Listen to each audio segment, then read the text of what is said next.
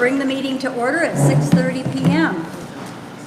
This is the special meeting of the, this is not, Mitch, this would not be a new agenda for you.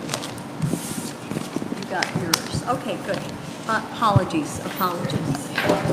This is a special meeting of the Finance Committee to discuss the budget for 2020. And it is a continuation of our budget discussion last night.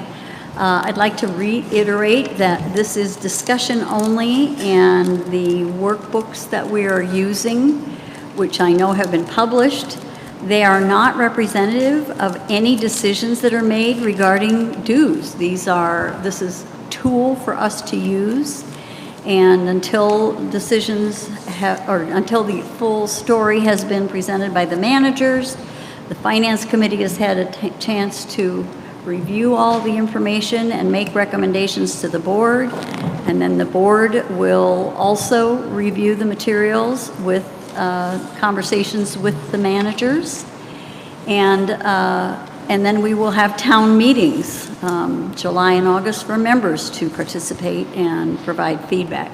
And the final decision on dues will not be made until August, and actually towards the very end of August.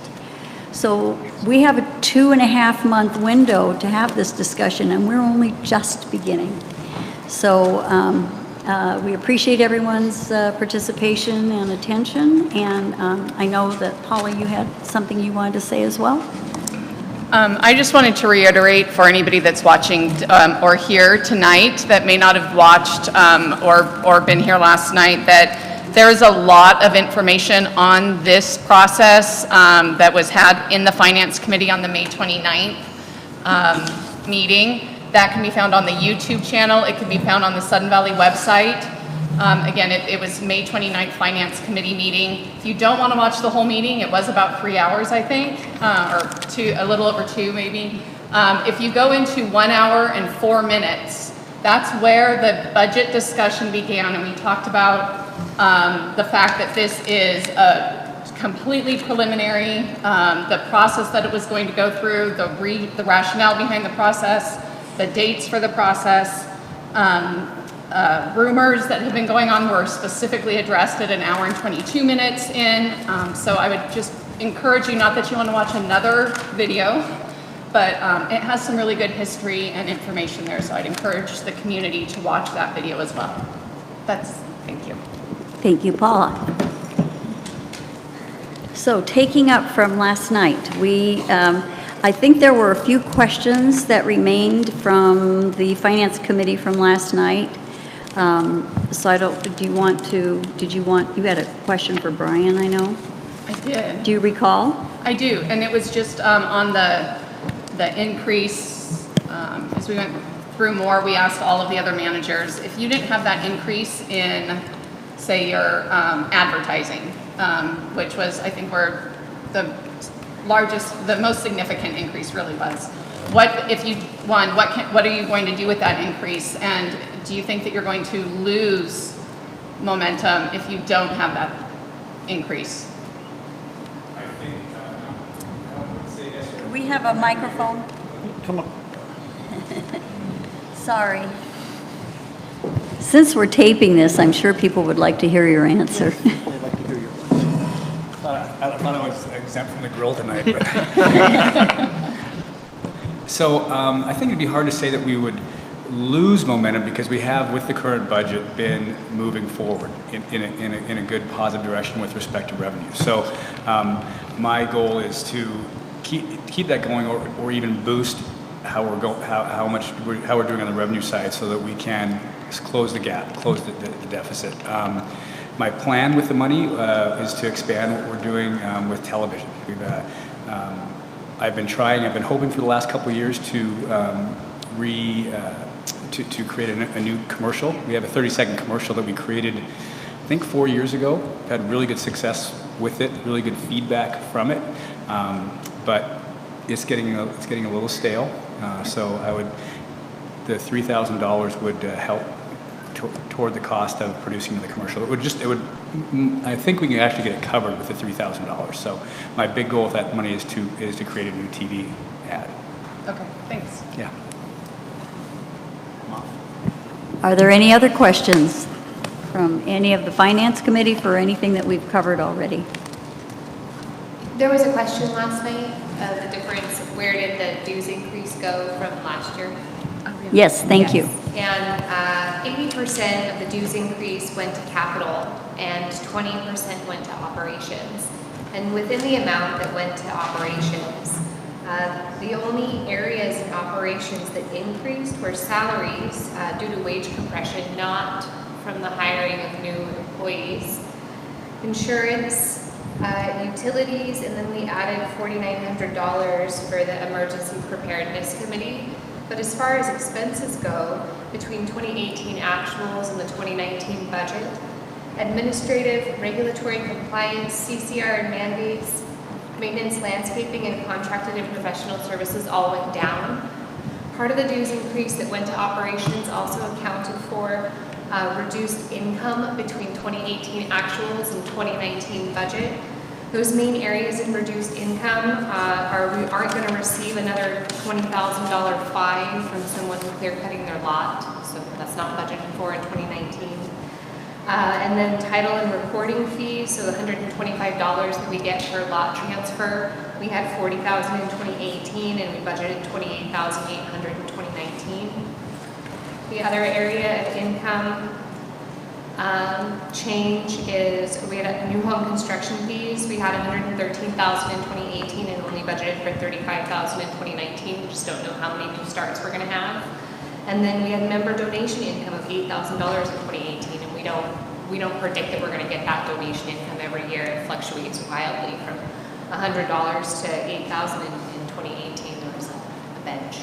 So the dues increase went to also offset that loss in income. Otherwise, all the income went to roads and SURF and the mailboxes to fund our deficient reserves. Thank you, Jennifer. Good. Does anyone have questions about the dues increases for last year and where they went? Okay. Joe, I think you're on. Okay. Lead us forward. Okay. Good evening, everyone.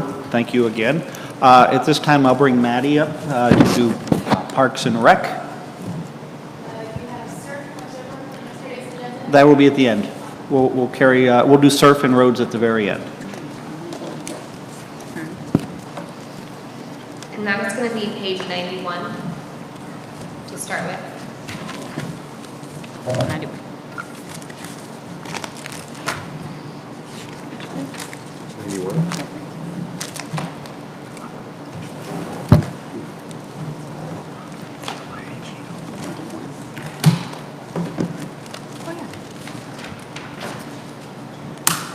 Good evening. My name is Maddie. I'm the rec manager here, and just wanted to give a brief overview about the recreation department since we're set up quite differently than the other departments. Since I know the finance committee knows, but other people might not know. So we are funded through a special assessment for 5 years. It started May 31st, 2018, and it's going to go to May 31st, 2020. Maddie, sorry to interrupt. I can hear you pretty well, but we're competing with a little noise over here, and I don't know how it's being picked up. So could you almost, talk really close? Thank you. Is this better? That's much better, thank you. Okay. So through the special assessment, we are covering operation and maintenance of the community center, pools, and parks and trails. And new this year compared to 2018, we've broken the recreation department into 3 different budgets to better reflect how money is actually being spent instead of lumping it all together. So we have a community center department, a pools department, and a parks and trails department. So through the special assessment for 5 years, the rate is actually locked in for that 5 years. So starting June 1st, that's when the special assessment started to be applied towards members. It was $10.48 per month for developed lots and $7.36 for undeveloped lots per month. And there's an annual 3% inflation escalation annually. So that's locked in for that 5 years. Unlike the other departments, we have to account for the total cost of our operation. So most departments share things like janitorial or trash disposal, but that's not the case for our department. We have to account for all of that because it's supposed to be a true reflection of how much we're spending for the recreation department. So that's why you'll see those things in our department as well. For this year, we're not proposing any new staff or additional projects or increasing the scope of our services compared to last year. So the budget really reflects the business cost of operating the recreation department for the next year. So I guess starting with the Recreation Community Center, I wanted to go over the things that are increasing more than 3% and go over that. But I also wanted to point out some new revenue sources for us. We amended our pool fees just a few months ago, actually, to get more income from public entries compared to last year. We redid our trainer fees and to have more of a market rate, which has really helped us. We've had a personal trainer locate his business out here now, and so he does personal training in the gym, and he's also offering, I believe, 4 group fitness classes now, senior strength for life and a boot camp class. So that's pretty exciting to have that business out here now. And we have other new stuff, like there's a dog training class over in the small dog park, and we had a painting class, and we're working on a Zumba class and a guitar lesson class right now. And so I think because we made that change, we're starting to see a lot more people interested in teaching classes here again. We also are doing locker rentals now. It's not a whole lot, but it's something.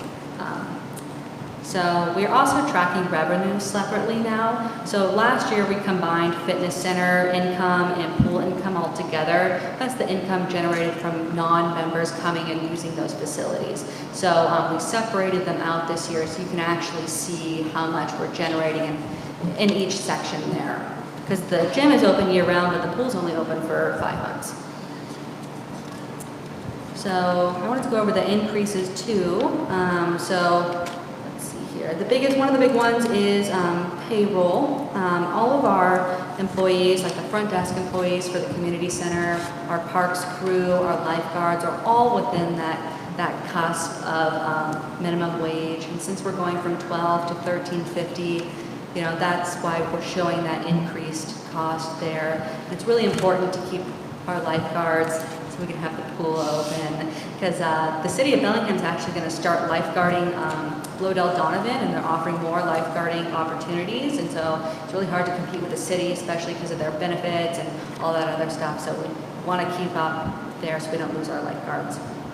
We're also seeing a significant increase in utility costs, specifically water and sewer, and that was provided by our accounting department, but also we just have more people using the facility. We have more people taking showers and that kind of thing.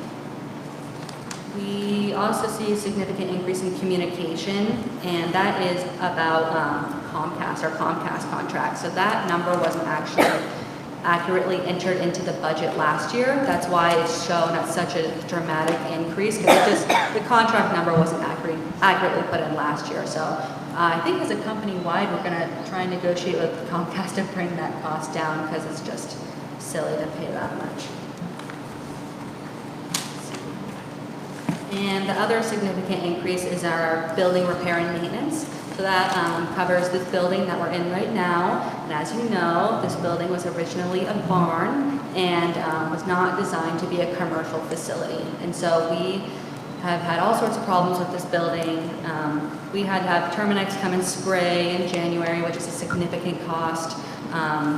We have all sorts of stuff, like got to trim the trees around here, so it doesn't fall on the roof, or we had tree limbs coming down on the play equipment. The YMCA replaced a lot of our door handles, so we had to replace all of those back. Repair lots of lighting, especially inside the building and around the building. Fans broke, light bulbs, go out, ceiling tiles are falling down, all this stuff. So all that stuff really costs a lot of money. And when the maintenance department comes and works here, they actually build their time here, because we're supposed to be accurately reflecting all the time it takes to run this building. So that's something a little different about our department. But that's pretty much what I had to go over the main increases. Happy to answer any questions. So first I have a comment. And I just want to thank you, Maddie, because when you got hired, we kind of threw you to the wolves. Like, we had this plan, we'd made all these promises, the pool was under construction, we had no lifeguards, we had no plan for lifeguards, and so it was just such a mess to throw you into, and all these things that I know we had promised the community, like, here, go do that. And I looked out there today, and there's probably, 60 or so family members out there at the pool. It wasn't even open at this time in any previous year. And so I just want to say publicly, thank you so much for taking this on and like really running with it and really putting so much effort into this community and making it exactly how I envisioned.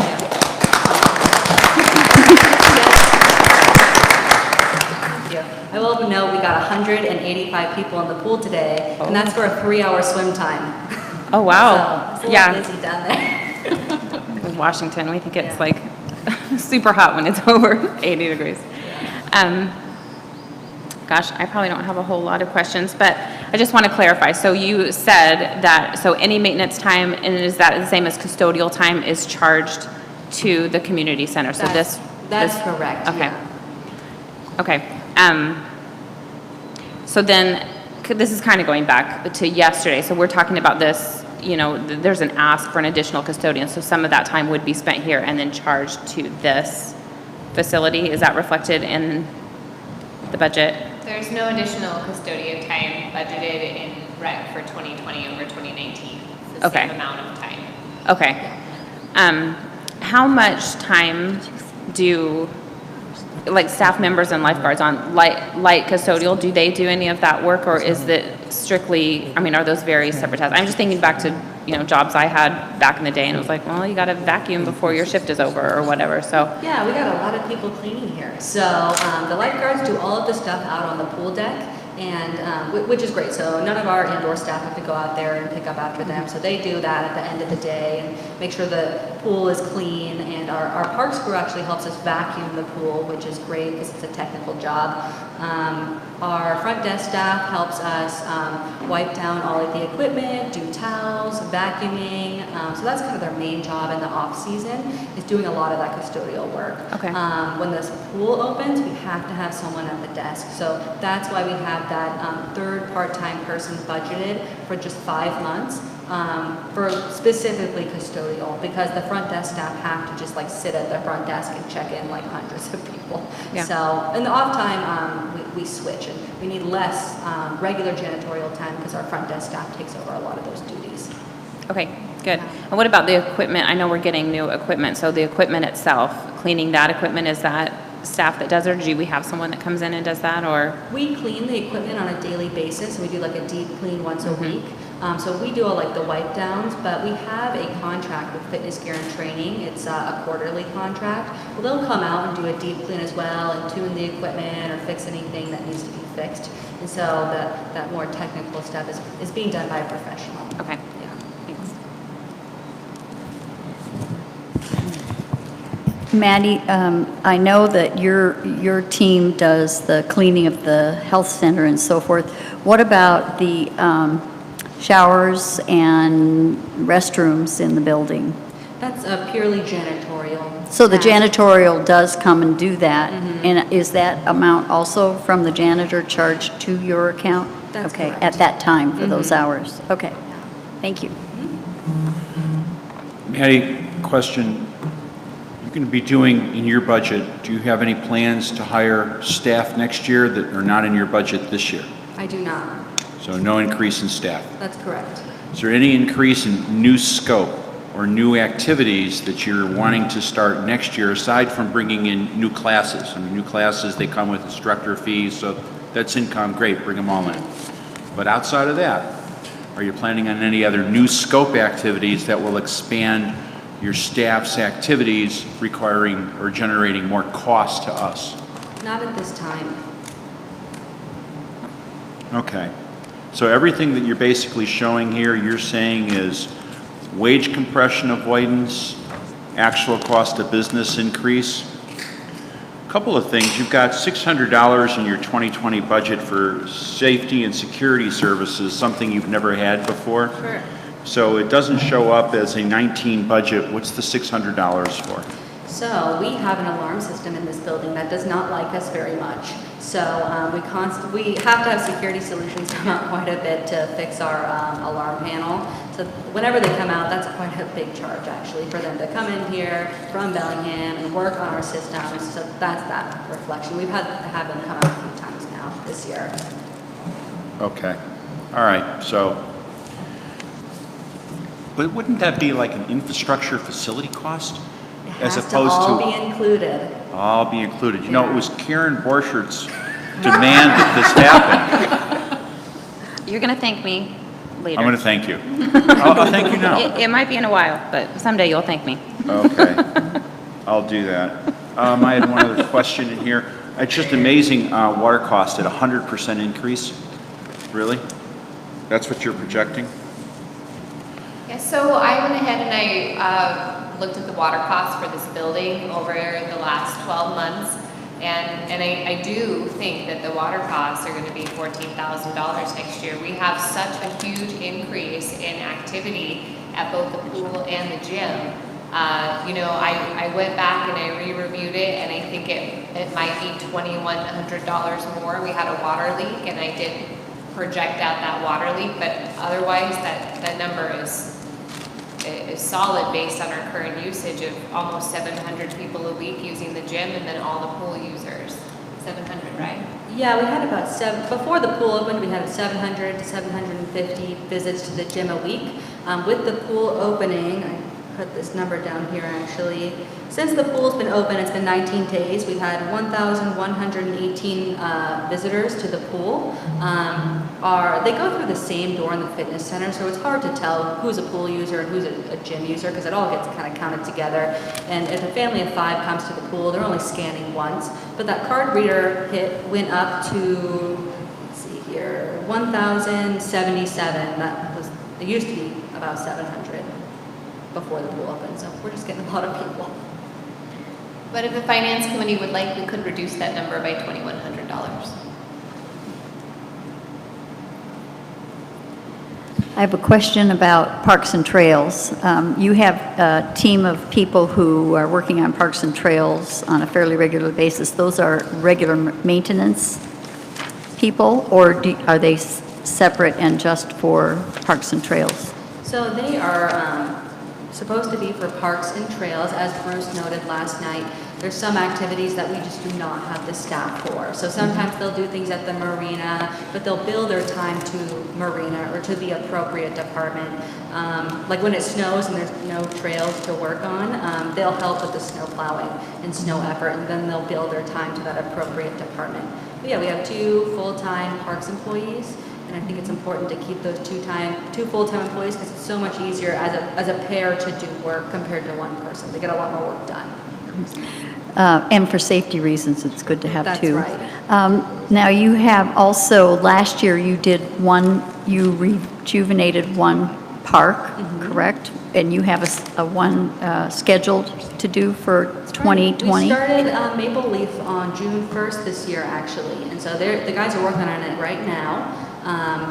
Part of the special assessment, the idea was to do one park renovation each year that'll come from our operational funds. So we did Huckleberry last year, we're doing Maple Leaf this year. We're working with the Parks and Trails Committee to set up prioritizations for what parks to do next.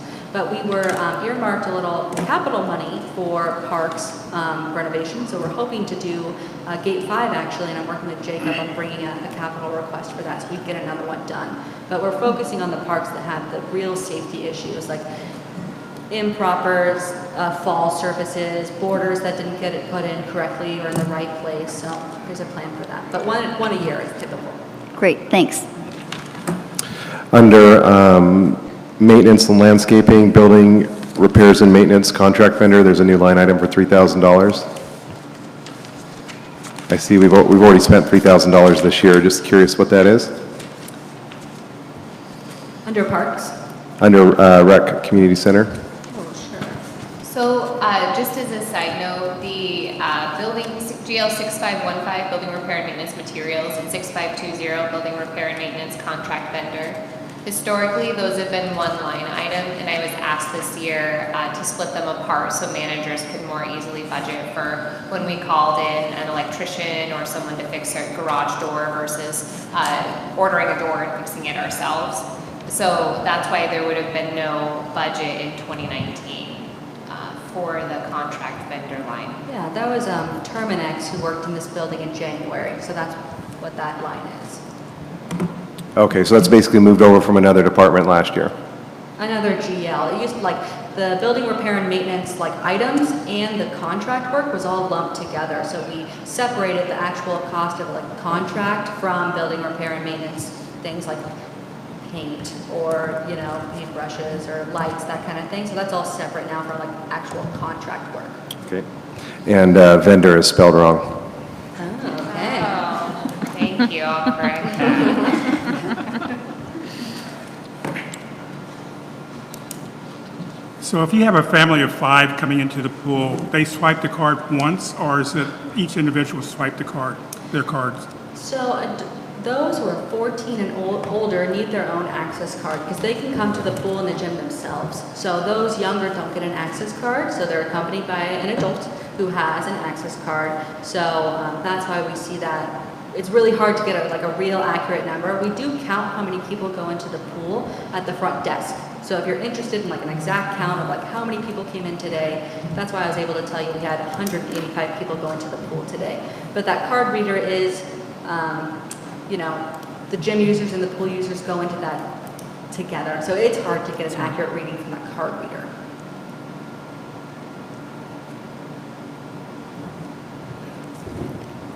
Nothing, I understand we've had a conversation about Ken's Kitchen, and you are considering changes with Ken's Kitchen.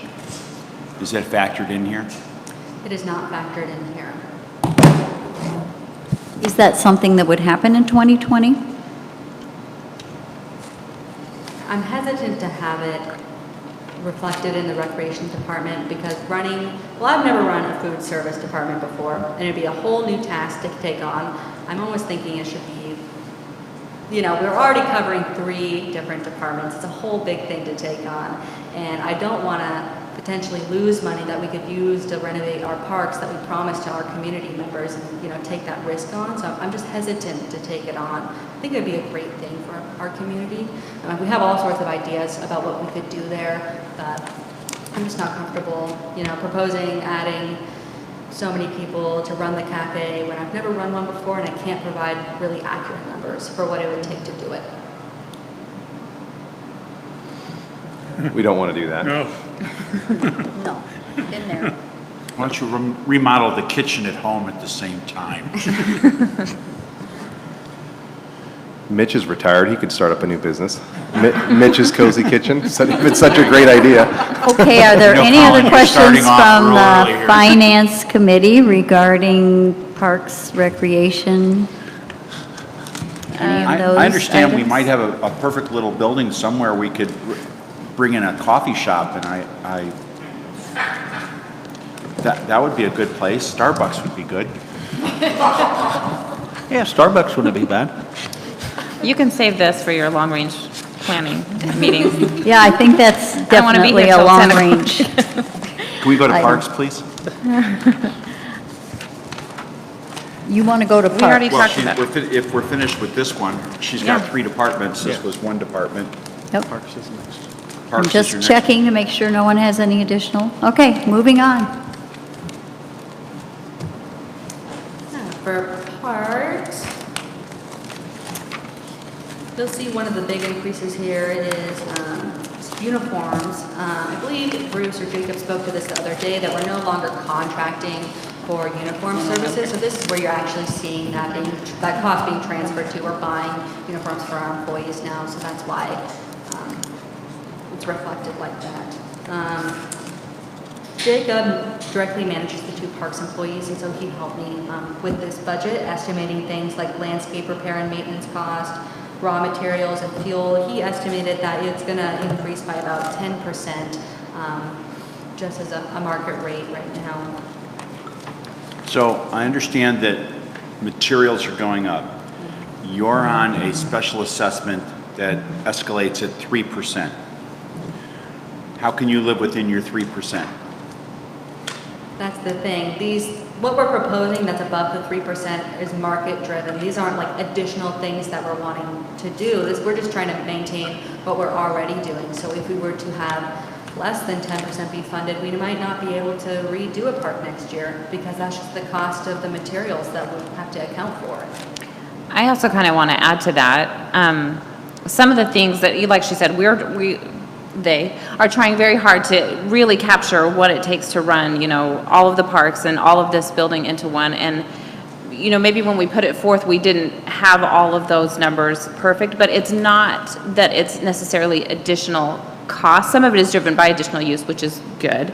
And some of it is driven by these costs would have been incurred anyway, but they may be in previous years or without the special assessment or the way that we have it set up would have been charged to the maintenance department or the facilities department. And so now we're trying to capture it all in here. And so as I looked through it, I thought a lot of what is driving this, this year I think the goal was to come in right just even. And then next year, when you add them up, it's a little bit negative.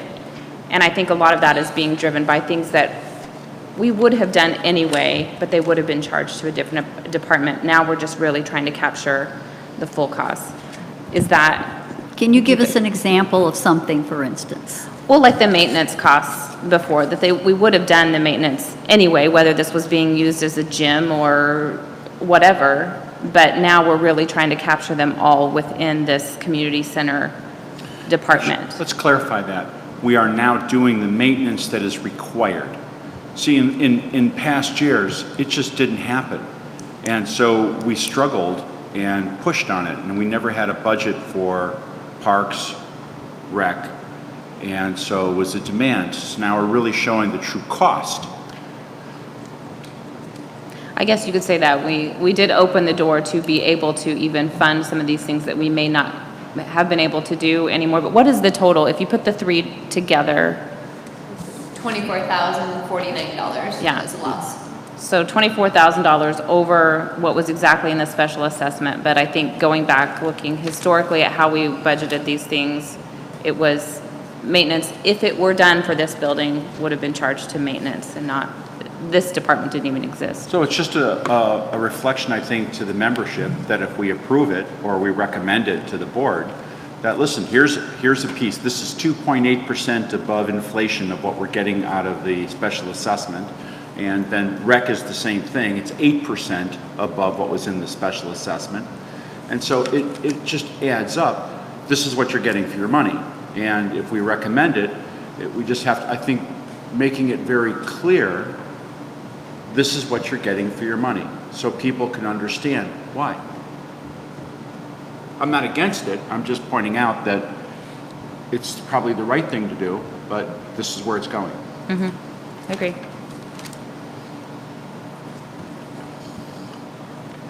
So can you, I think I have a pretty good idea, but just for clarification, what exactly is Parks taking care of? I'm assuming you're taking care of the parks you're going in, but what exactly is the Parks Department charged with? Yeah, so they are charged with maintenance and repair of our parks and trails. And so I can give you an example, like over the winter time, we addressed a few trails that the Parks and Recreation Committee identified as their highest priority, like Lake Louise. They went all the way around Lake Louise, cut back the vegetation so you can actually have two people side by side walk along that trail, lay down gravel, that kind of thing. They did all the way around. It's 1.3 miles, something like that. They did Little Strawberry Trail this year, which is quite extensive, and they repaired, 7 bridges that were either missing or broken or that kind of thing, cutting back the vegetation, making it safer for people to actually use the facilities. They did the Gate 5 Trail this winter as well, same thing, addressing all this stuff that makes it look like an actual trail again. We put in trail markers this year, which is great, so you can actually know where the beginning and the end of the trail is, and we're starting to try and link them up to each other. So that's what they do, as well as mowing, and that's a huge task right now. And then they do the one park renovation a year. So like I said, they did Maple Leaf they did Huckleberry last year. So they had to remove about 70 yards, is that right? Of rotten.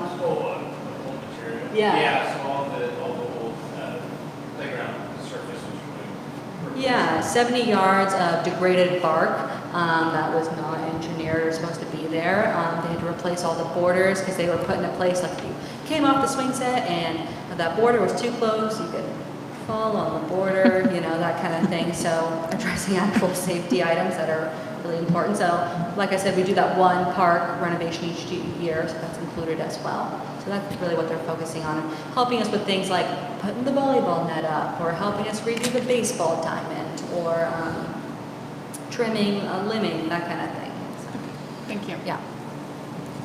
They did some limbing down at AM Beach to expand the beach a little. If you go to the right now, there's a little bit more sandy space. So, and what about the restrooms? Who does the restrooms for the marina and AM/PM Beach? I believe that's a function of, is it facilities? It's Facility, not okay. part of the special assessment, I believe. Okay, thanks.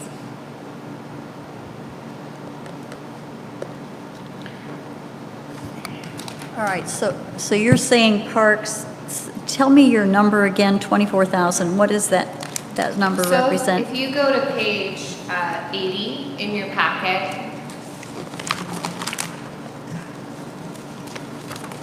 Yep. you'll see that the totals for all the departments are listed for Yep. 2019 budget, 2020 budget, and at the bottom it says rec subtotal. And so rec is for the health club, parks and pools, and then the special assessment income. So all of those added together is a loss of $24,049 instead of a break even, which means that it's not fully covered by the special assessment. All right, so in other words, we would need to fund that out of other operations funds. Okay. Additional dues outside the special assessment. Correct, so it's just, we made a break-even budget, so the additional dues go to cover that loss. Well, I'll just jump ahead and say very well done on the pools. The pools came in at 1.54% down. So the pool actual is just dead set gorgeous. It's performing. It's doing what we needed it to do.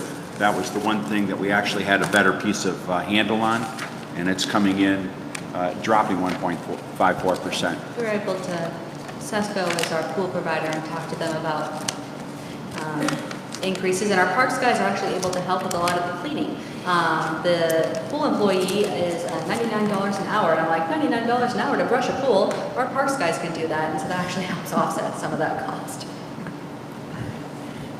Are there any other, you're actually doing that, is training that, having that person trained to do the pool? Yeah, it's actually in our contract this year with Sesco for them to provide training to our parks employees. Perfect. So they do vacuuming of the pools, which is very technical and not appropriate, I think, for a lifeguard. And they do brushing of the pools in the off-season and that kind of thing. Good, excellent. Just out of curiosity, how's the pool holding up from season 1 to season 2? How did it hold up? Doing pretty good. We're having just a few little issues, like some tiles came off the other day, but we're within the warranty period, and so we're able to get them out here to fix it. So kind of going along with previous questioning, if we were to say, okay, this year has to be a break-even budget, what are some areas that you could either find efficiencies, cut back, or that you see potentially revenue growth, but maybe you're not quite ready to put it into the budget? I mean, I think it's always good to be conservative on those things, but can you speak to any of that? Sure. I think we're going to get more trainers. Honestly, we have so many people talking like, oh, I want to do this class or that class, and it's not a significant amount, a huge amount of money, but I think we're going to be getting more instructors. Like we had an art class a few months ago, which was great, something brand new out here. I noticed in here that for garbage and recycling was actually a little, for some reason, we've only spent $25.50 this year. We have $1,025 budgeted. It's an allocation after I get all the bills. Yeah. And that allocation hasn't been reflected through April. Okay, just wanted to double check. Great. I mean, as a recreation department, we have a lot of potential revenue sources that we could do. We could be renting kayaks and stand-up paddleboards down at the marina. We could be operating a snack shack down at the marina. We already have the building there. We could potentially be operating the space downstairs. We had an idea, instead of having a food facility, to have more of a gym and pool-oriented place where you sell pool noodles or pool passes or earbuds, you know, for the gym, water bottles, do our own apparel. It's really popular right now, you know, t-shirts, hats, that kind of thing. We would love to do that stuff. I think it would take more staff to have the time to actually do that, which is why it's not reflected in here, because we know we're already asking for a little bit more over what we're budgeted. So we didn't do that this year. I think that's something, you know, if we wanted to make the investment in staff, we could potentially do. Thanks. Great, thank you. All right, so are we covering Marina? Are you doing that? I don't, You're not- That's not part of Parks. We did That Marina was last already. We did that last night, that's Yeah. right. Okay, Parks. And then pools.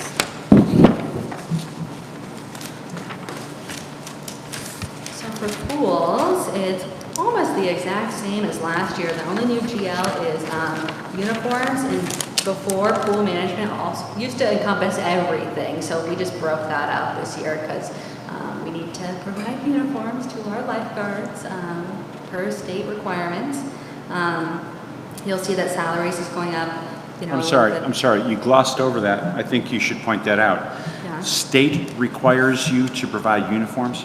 We have to have identifying uniforms for our lifeguards so that if there's an emergency, somebody can see the uniform, like a bright red uniform that says guard or lifeguard on it, and so we have to provide that. Understand, but when you glossed over it, that is actually a mandate. And things that you're mandated to do need to actually be stated that, so people don't think, well, you're just giving them free clothing. Sure. Yeah, we actually don't provide swimsuits. So this is t-shirts, visors. We provide sunscreen because they're out in the sun all day. So those safety items we are required to That provide. becomes a safety issue. Yes. Yeah. So like I said, going on from that, the only increase over 3% is that salaries, and that's because they're all on the cusp of that minimum wage, and we do not want to lose them to the other outdoor facilities in the area.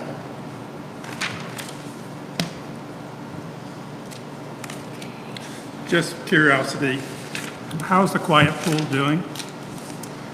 Quiet pool, in terms of Usage? usage, it's doing pretty well. The quiet pool is always a little lower. I mean, we get less people using the quiet pool than the main pool. I don't have those numbers on me right now. I can provide them to you. Okay. I think we get about 80 people a week. But the weekends, it's hopping. Midweek is a little quieter, and we're weather dependent. So the sunnier it is, the more people we get. Well, and it kind of serves a different demographic, you know, where you have families and kids and stuff, and so I wouldn't expect it to be. Do you know what the capacity of the quiet pool is? 30 people? 30? Okay. Yeah, which means you can have 25 adults and 5 children. I think that's the actual ratio, Don't say that. or 6 and 24. I am hoping to get there as an adult without my kids someday before That would be a you start inviting violation of the them. Fair Housing Act. I'm not going to say they can't be there. I'm just saying I am hoping to go to the pool as an adult without my kids someday. Someday it's going to happen. When they're 25. Right. Not in that. I'm They always come 21 back. years. Are we seeing a lot of children over there? I think we do get some, especially because the main pool isn't open all the time right now, because all of our lifeguards are in high school, and they get out of school at 3:15 every day.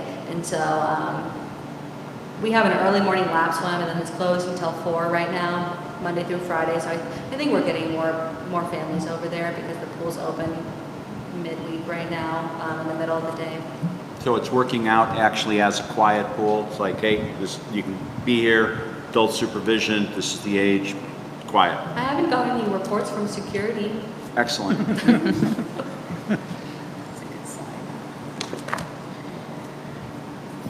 Does anyone have any more questions regarding the pools, the parks, the rec center? Maddie, thank you. Thank you so much. Thanks for putting us all together. I know it's been a challenging year to start from scratch, but we appreciate it. It's a fun job.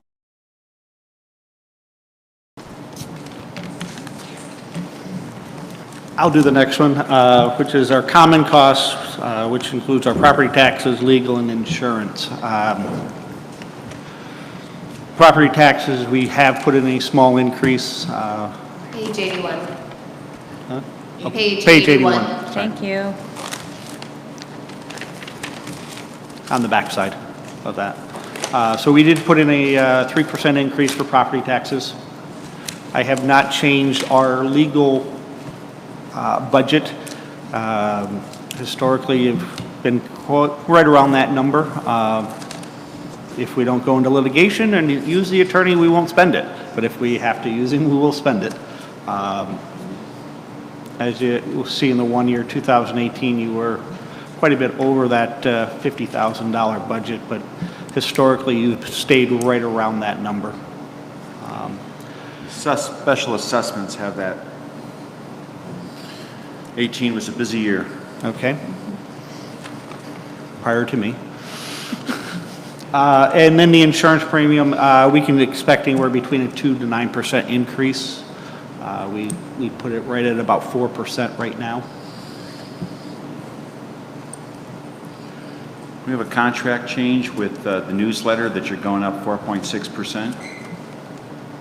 That's not a, that would be under, Common costs. that would be under operations with Lisa. The only thing I deal with in common costs are the real estate and the insurance and legal. It'll be covered next. It'll be covered next. Thank you.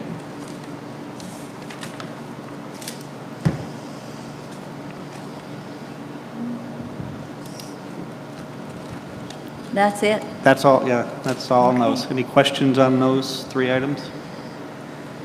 Pretty easy. I've got a quick question. Okay, you do. Go for it.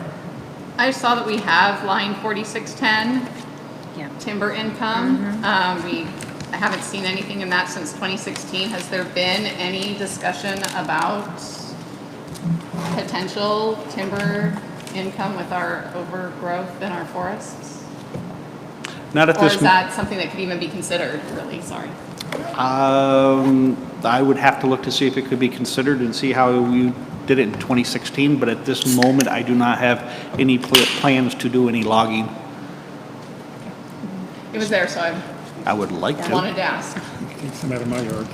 Bruce, weren't there some Here's the trees green belt. cleared around the repeater station? Bruce isn't here. Oh, okay. I think that's what it was. We had to put a, The water district support there, I believe. We can't hear him. the water so- district did some work up by the repeater station and they gave us some trees. So that's the income from that. We didn't just log an area. Well, to be clear, that's not what, I was not suggesting we get into the logging business. I just want to make sure that the membership knows that that No. income is not from like logging or clear cutting an Yeah. area. And that's why I want to clarify that myself. I know that there's been talk about how do we make our forests a little bit more healthy in some areas, and we do have downed or trees that have to come down, and if we ever looked at the possibility of getting some income on those trees when we do have to take them down. The hazard trees are too rotten to get any timber income. Yeah, I can speak to that too. Mitch and I actually worked with an arborist at one point to create a forest management plan. And his comment was that because of our topography, because of the condition of the trees that would need to come down, and because you are not clear cutting anything, but you're actually picking and choosing a tree or two here and there, it does not make sense, economic sense for us to try to sell that wood. In most cases, nobody's going to want it if it's hazardous trees. But even just collecting them from various places around the community, if they were healthy and could be taken, it doesn't make sense to do it. So we pretty much, unless we were to find an area where we could take a whole bunch down at once, and I don't think that's what Sudden Valley's about, so. that was a discussion that was off track a little bit, but there you go. All right, so are you going to cover accounting for us? We have operations, the view. Oh, okay, you can go through your order. Okay. They're in here in a different order, and so I'm Yeah. just trying to follow. Yeah, They only print in alphabetical order. I got that. It's fine. Yeah. Just tell me which order you want to go. Well, next we'll do operations, the views. Page 98 is operations and 81 is where we're at. For the Thank you for keeping us on track.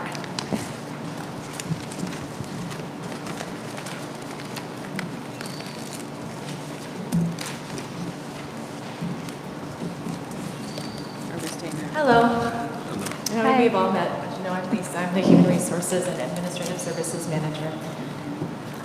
So our administration's budget is pretty static. We've taken more things out than we've added, and we don't have any requests for new staff or any new scope of services. I will go through just a couple of highlighted items. Oops, I went too far.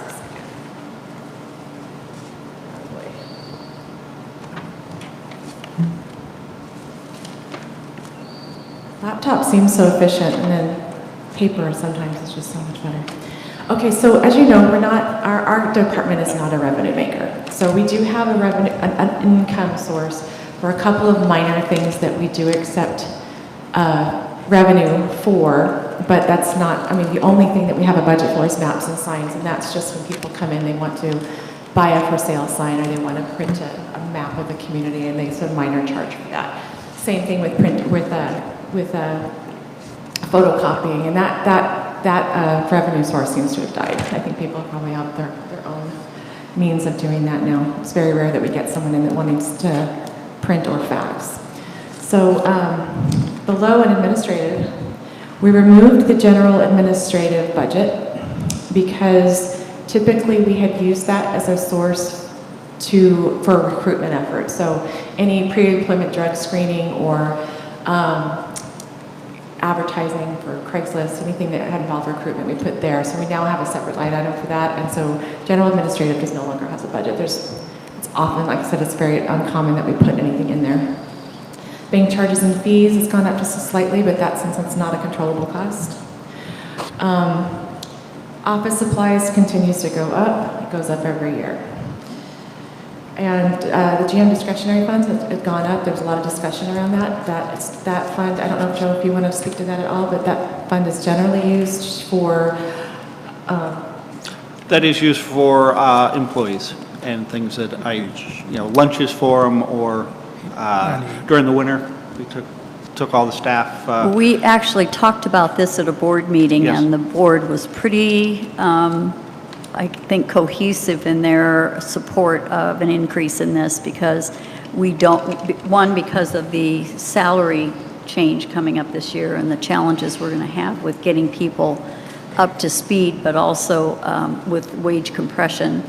But also, we don't have a lot of advancement opportunities here. We're not a big company.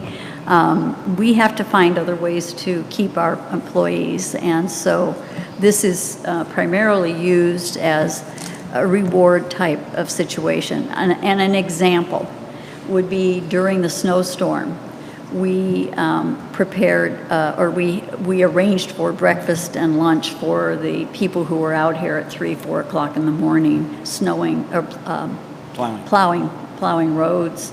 And it was far better than any kind of a bonus. They were very thrilled with the attention that they were given and the fact that they had a nice breakfast. So that's the sort of thing that this fund would be used for, and the board was very clear that this was important to them. Wonderful. Further, events charges has gone up. There was a consensus with the communications committee and others that that we should have fewer events but bigger and better events, more community-centric, and so that we found out what we were looking at last year with the Bite of Sun Valley. It's happening this year again on August 10th. It's bigger and better. Cascade Radio Group is going to be here broadcasting live. We've got so much going on with that. It's going to cost a little bit of money, so that budget's gone up slightly. Printing and copying is gone up 30%, but that is due to paper costs. Paper costs have gone out of control. You'll find that reflected in the views budget as well. But we are negotiating our contract with our printing and copying company that maintains our lease. They're the ones that provide us with the printers and copiers in both accounting and administration. They also charge us per click, which is of course per paper, per color, per black and white. And we've actually, the company that, we have 3 bids out, and we found out that we are actually going to save about $5,000 if we stay with the company that we're with. Lisa, could you just do me a favor and slow down just a little? I'm having a hard time actually hearing you. Okay. Do you want me to repeat that? Yes, please. Okay.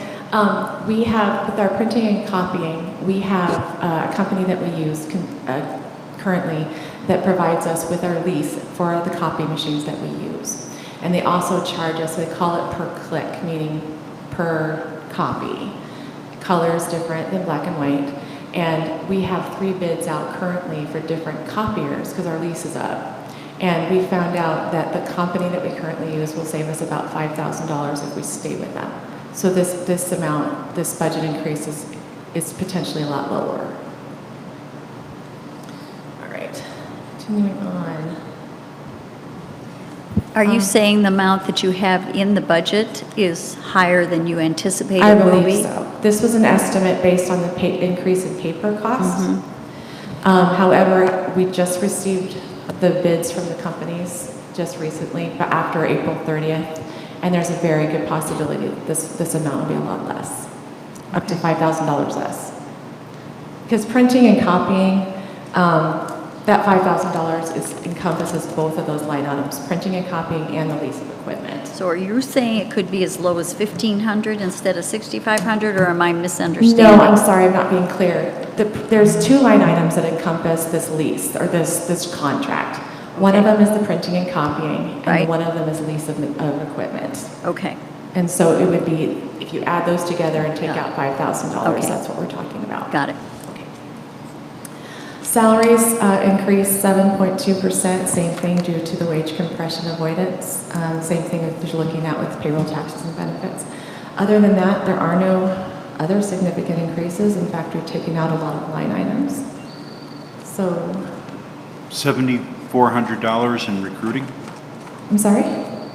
Explain the $7,400 in recruiting. Oh, yes, I'm sorry, that is a definite increase.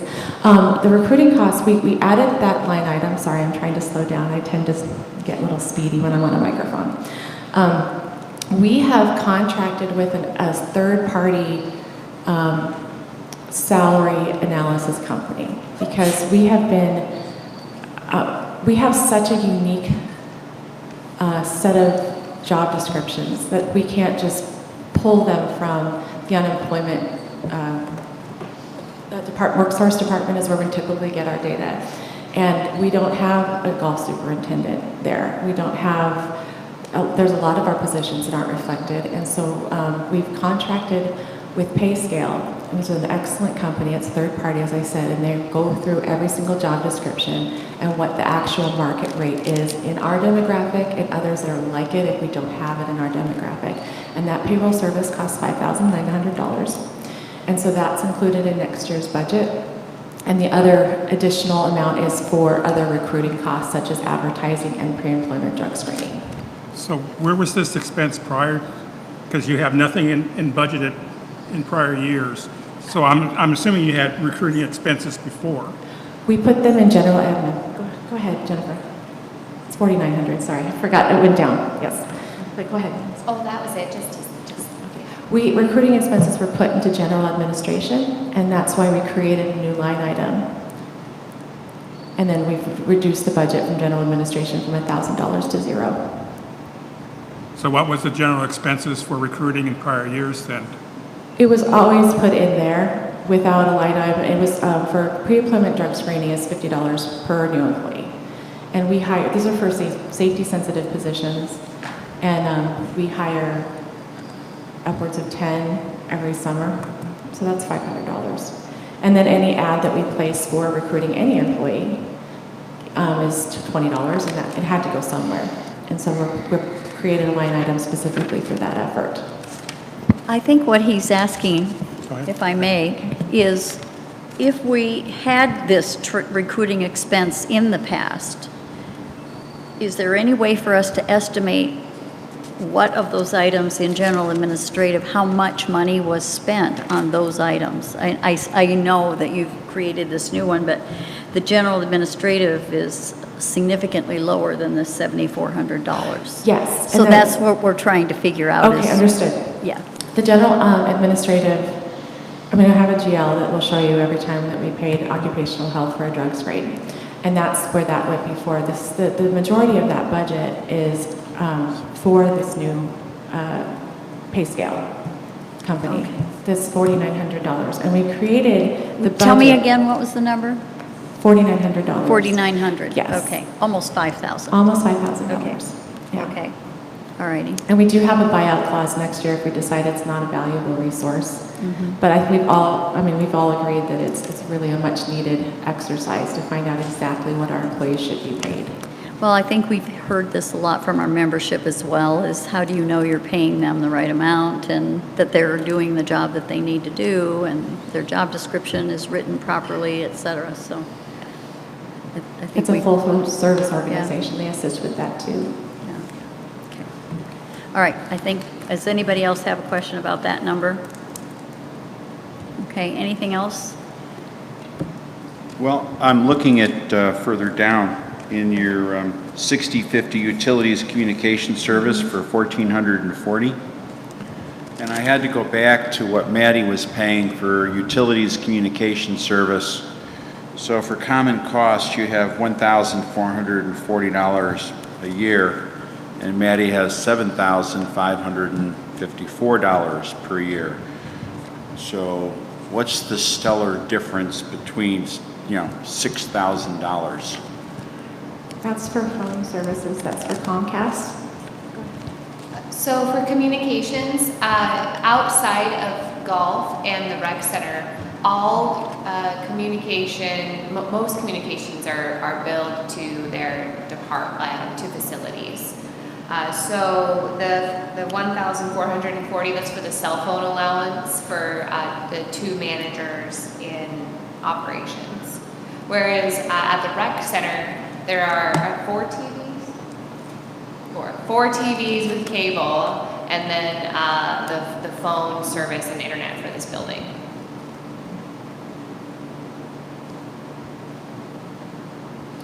I have 4 TVs with cable. I don't pay $7,524 a year. So maybe there's a commercial rate. I'd be happy to review that again. I think that needs to be looked at a little closer. And then actually, we do have a contact at Comcast that is willing to review all of our accounts because there are so many of them. To try to find out where we can, we're just a couple $100 shy of being a premier member of Comcast, so that's losing us money. So we're just trying to figure out how to make that a more efficient use. What So- does being a premier customer do for us? We don't know. That's the problem. It's a little bit cheaper, but we have. Yeah, but do we want to spend more to be cheaper? No. No, that's the point of the review. We're just Yeah. going to get together and find out exactly what we Okay, got.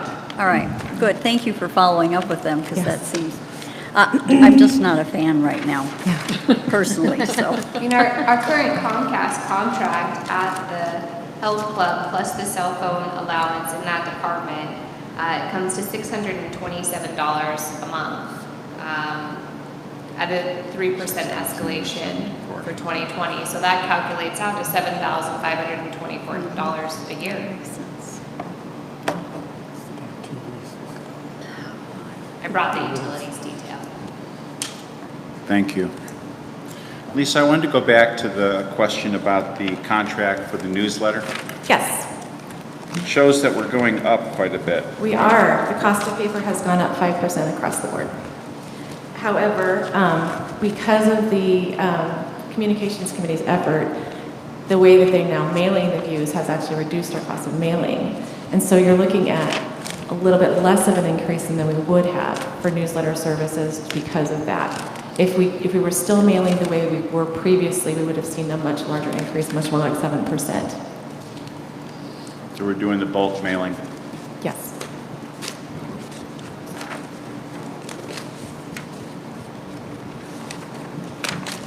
So you're going up 8%, almost 8.6%. And you're going to be doing anything different in common area next year? Nope. Hiring any new people? No. Any new scope? Any increase in services? No, we just want to continue providing the service we're providing. We do have an employee leaving on maternity leave, and so we'll have a temporary employee there for 6 months. Common There will be area a slight equipment. increase in cost because it's a contracted service, so there's a little bit more of an increase, but we won't be hiring That'll any be more in staff. 2019. It'll be 2019. Yeah, that's right. I'm so it sorry. won't be Correct. 2020. Right. Okay.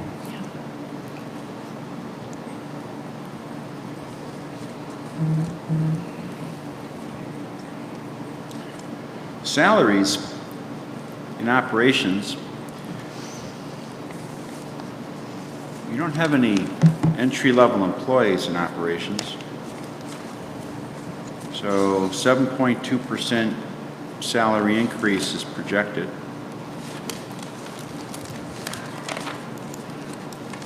Wage compression avoidance, seems like That and cost of living.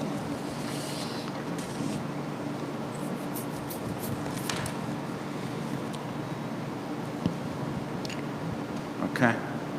Can I ask an overall question for the whole organization about what percentage of our employees are at or near that minimum wage That's a good level? question. And the majority of those employees that are at that way, they're seasonal. Okay, But when they come in, as you know, we'll have somebody making only 50 cents more than right, that, and they've been here for 4 years, Yeah. and they're full-time regular people. yeah, So we don't have I mean, it's mostly as we were saying yesterday, it's mostly golf staff, turf care, and mostly seasonal folks that come in at a minimum wage. But there's a lot of them. yeah. It'd be, well, even near that, if you're even within probably, at this point, a couple, $3 of current minimum Makes wage. a But I'm big just difference. curious, like, on an FTE equivalent basis, approximately what percentage we have this really helpful spreadsheet here on page 116. No, that's not it. Yes, it is.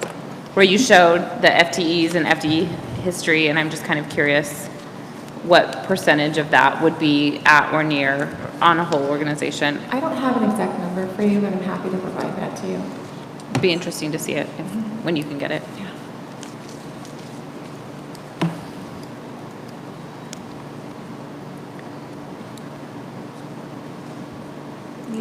Just as far as a count of belly buttons, we have seasonal golf staff, lifeguards, seasonal turf care staff, other people who work in the golf shop, rec staff, and then some of our full-time turf care people, and recreation people, janitorial, are near that level. I don't have a FTE count for you here today, but those Yeah. are the types of positions. Yeah. It's Okay. the majority, if you're just talking bodies. Yeah. Well, I'm kind of looking to see if we could convert the number of bodies to an FTE equivalent, so you could kind of get, so on average, going from minimum wage this year to minimum wage next year, I shouldn't say on average, it's about $3,000. So I'm just kind of curious of, those people around it, how many would be impacted by that? Just getting them up, and even the ones that are near it. I'm just thinking about that. I was going to ask as well, I've kind of asked this question to everybody, but what efficiency, you've spoken about a few, like the contract with the copier, but what areas are there for cost savings or efficiencies that you are currently exploring that maybe haven't been realized yet, or that you maybe have realized in 2019, or you are working towards, or things that you've identified? Well, there's things that you won't see listed on the budget, and a couple of them are The way that we handle our L&I claims, we do a keep on salary when someone is injured if it's cost efficient, which has reduced our rate, our L&I rate significantly every single year. So that's a cost saving that we make an effort to achieve. And then additionally, same with our unemployment rate, the way that we respond to claims has also reduced our rate. So those things are not that you won't see on a line item, but they're efforts in order to save us a cost savings. We have looked at ways, I mean, this is going to sound silly, but office supplies. We switched the way we make coffee, and because you go to a Keurig and it costs a whole lot more money, and it was a very simple thing just to order a bun machine, and it saves us a couple $100. So just small things like that. Well, I think it's good to call that stuff out because we talk a lot about what's increasing, and unless you get an opportunity like this to actually talk about, where we're finding efficiencies, where we are finding savings, you might not see it on a line item. It's kind of buried in there with other things, but it's a good opportunity to call those things out. Even with the copying, we found out, we ran a report, actually it was when we were talking about board packets and how much paper that is. And wouldn't it be better if we just issued a tablet to each board member and then you got all your stuff just sent to you like that? And we did an actual analysis of how much it cost for board packets and color copying. It was astounding how much color copies are. So now we have a sign on the machine, do you need color? I mean, it's a small thing, but it does save us in the long run. Yeah. I think we did that with ACC as well, or at least we were experimenting with it, but Jessica stopped making copies for all of us when I was on there, or, we could look at it online to see the color photos, but what we actually brought to the meetings, and it saved a significant amount, I think.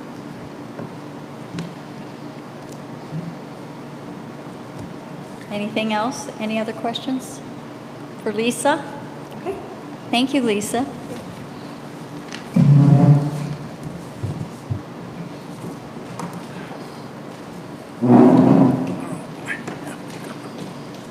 Where are we going next, Joe? Accounting. I know who that is. All right, so accounting is on page 83.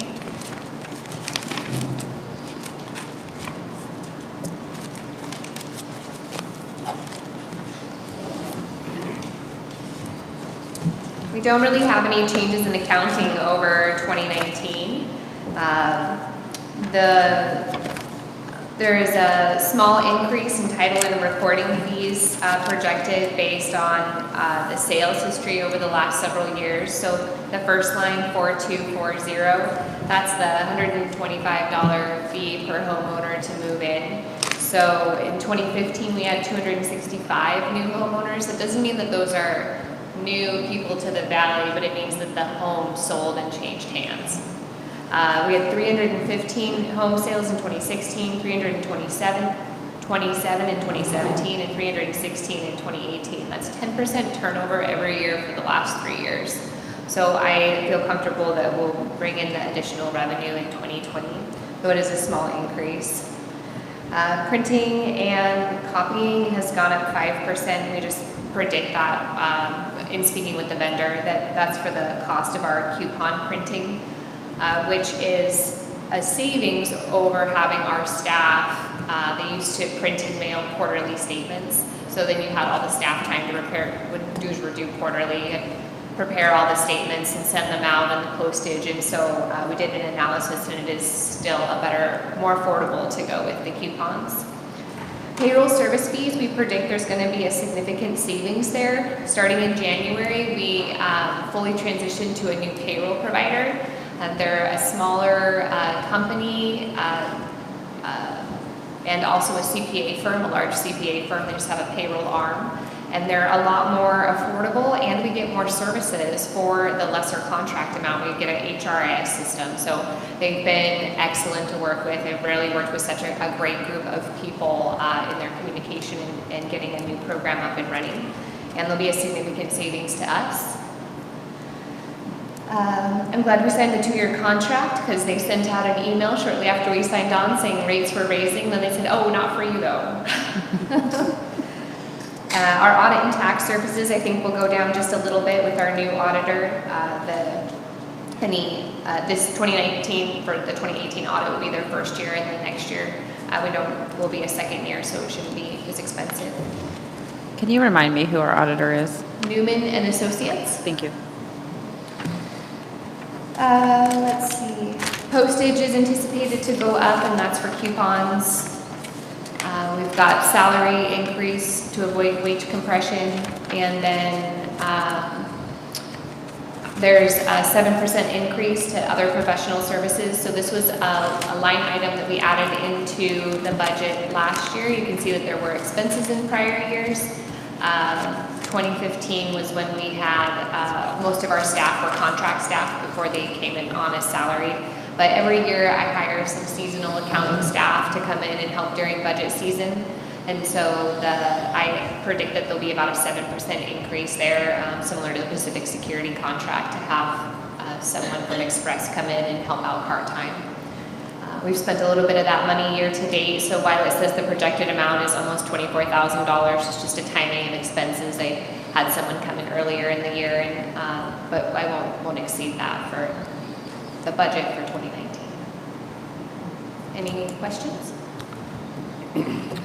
On the medical benefits, why did it jump so high?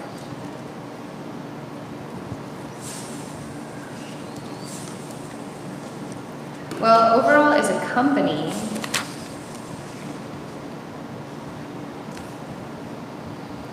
we expect about an 8.87% increase in medical benefits. And so, You have a 51% increase on here. right, just for this department. So there are some extra costs that go into managing our medical benefit plans, and all those costs get reflected in accounting. And so it's not just that. It's just not the medical benefits, it's all the costs associated with it. Correct, there's some other costs associated with that. It's what gets recorded in the accounting department. So it's all in one place. But the salary increase is only 1%? That's what I anticipate, yes. Okay.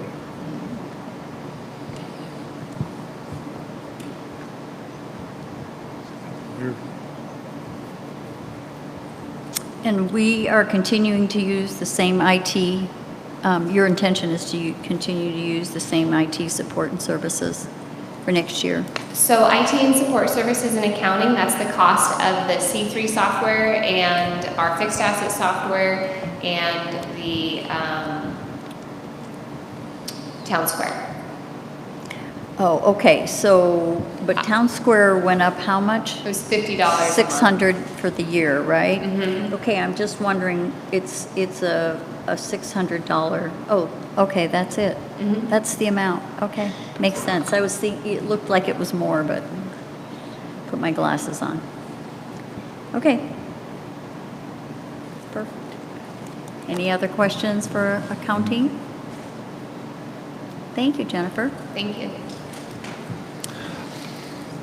Next, we'll be doing security, ACC, and hazard trees. That will be done with Norm. Page 105. Jennifer, I'm still a little confused on payroll benefits. To me, the payroll benefits are what associate with the employee. The other cost, would that be in a separate GL? Why would it be associated with this specific GL? To manage the plan of the cost. So like the Polestar has a small fee for the FSA management, and there's a Cobra management fee, and that gets recorded in there. So the other departments, that's a true reflection of personnel costs for medical. Correct. But for accounting, it isn't. It does have some extra fees in there for the benefit plans, yes. And why is it up so much, I guess? That seems like it's a large increase. I see where his concern is. It's a 50% increase, and why is that, do we think? Has your employer or your contractor increased their fees? Information in front of me, but I'd be happy to follow up and get that for you. Okay, great. That'd be great. Thanks. Good evening, everyone. My name is Norm Smith. I'll be presenting the ACC and security budget and hazard trees this evening. Much like Turf Care's presentation, there aren't significant changes in the operations of what we're doing or scope. However, we were informed by Pacific Security of a 7% increase in their contractual cost going for 2020, and that is due to that business is dealing with the Washington State minimum wage increase. So as Mitch pointed out, they're passing on the cost to us yesterday. The other items that you'll note is the same in many of the other departments. The costs projected for fuel and utilities that we don't have any control over, since they are being passed directly to us based on forecasted market forces. And the other aspect, of course, is the salaries in my department, which includes myself, the ACC specialist, Jessica, and also the accounting clerk, who I pay a percentage of about 10 hours a week for administrative support, mailing of letters, etc. So those are the people with their salaries and benefits are reflected in this budget. The hazardous tree program is the largest request in this, going up from a last year of $20,000 budgeted and requesting $60,000, which is based on the information that was provided by Jessica as to work that needs to be done and was discussed rather vigorously at the last Finance Committee meeting when the UDR requests went through.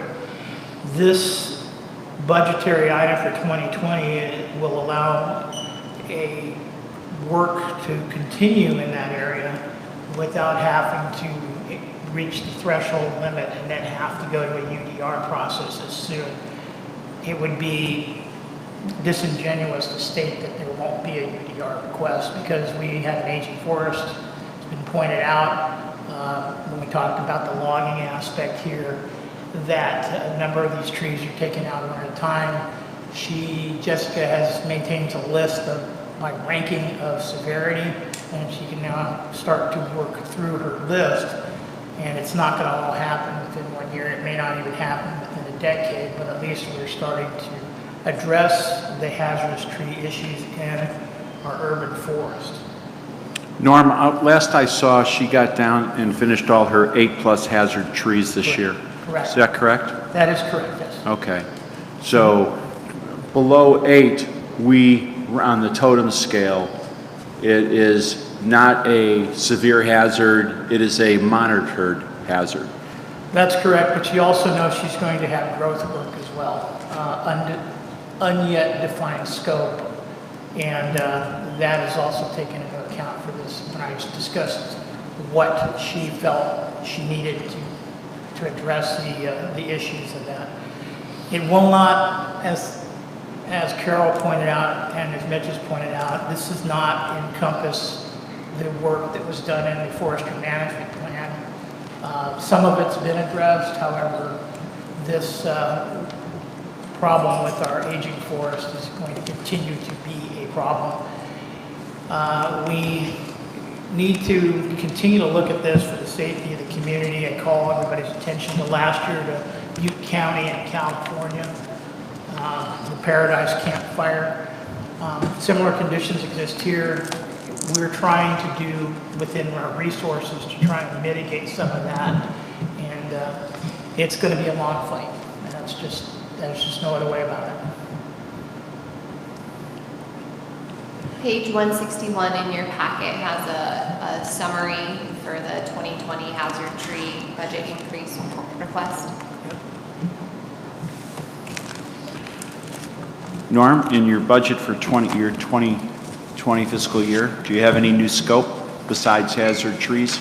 No, we do not. We'll continue. Our services are pretty well on the security side as per contract, and same thing with the other items. And you talked on efficiencies, though. We are having an older vehicle replaced this year. However, we understand working with fleet services and a mechanic, it will be a little more expensive to operate it, so we don't tend to make that an everyday type of operational vehicle. We'll continue to use the CRV that we have. I'm sorry, you were funded for a new vehicle this year, aren't you? Yes, and it is here. And it will not be a daily use because we're going to be watching our nickels and dimes on the fuel side of things. Because fuel is having come out of that business, it's unknown what it may spike up to or what it may plummet to. So we have to be very careful on that. And no scope added for security. Which means that December package security patrol is not included. Correct. Okay. So last several years, the association's been able to brag that we had a security officer patrolling and following behind the delivery trucks for packages, and we had no porch thefts in Sudden Valley the last 2 or 3 years in Christmas. Is that correct? That is correct. Why would we not continue that? We'll just address it in a different manner. We'll make that request through UDR for the funding. So it'll be a UDR request. Yes, it will. That's the mechanism that would be available to fund that aspect. Okay. Good. That item has never been included in the budget any year that we've performed that task. We've just done it. We were able to find the money and we covered it. Correct. All right. Now, I think it's important for the community to also understand we as a community did not have a porch theft problem, but our community to the south of us was hit pretty heavily each of these seasons. Is that correct? That is true. As on 2017, I don't have the statistics when they were provided by the county for 2018, but I understand that many of those crimes go unreported, and so the county doesn't provide that. But just anecdotally, Glen Haven continued to have issues, and you're also seeing that in Geneva as well, and other areas of the county. So is it a good program? Yes. We'll just have to address it through the UDR process. Thank you. Can you tell us approximately what's the cost of that to have security follow those package trucks? Approximately. Approximately $5,000, including fuel. Thank you.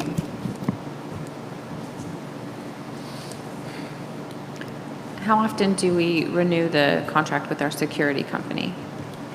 Pardon me, ma'am? How often do we renew the contract with our security company? It's reviewed every year. It's Every an year. Annual review.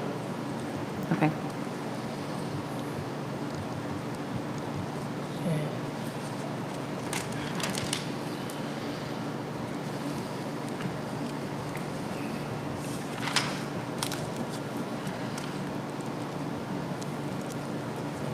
So Norm, your department is showing an 18.26% increase in ACC and security loss, asking for additional funds in 20 over 2019. So what would happen if you were asked to live on the budget we had? We'll have to look at, one, the hazardous tree program would remain flat where it currently is, and you'd have to live through UDR requests needed for work that exceeded that budgeted number, which we're currently living with now. We'd also have to look at other items, for example, vehicle use, trying to make sure that we're not overextending on fuel. I'd like to caution you on that one. I mean, we're only finance, but I remember when they were asked to do that once before, Right. and it was a miserable thing to pay a security officer to sit and only drive 50 miles a day.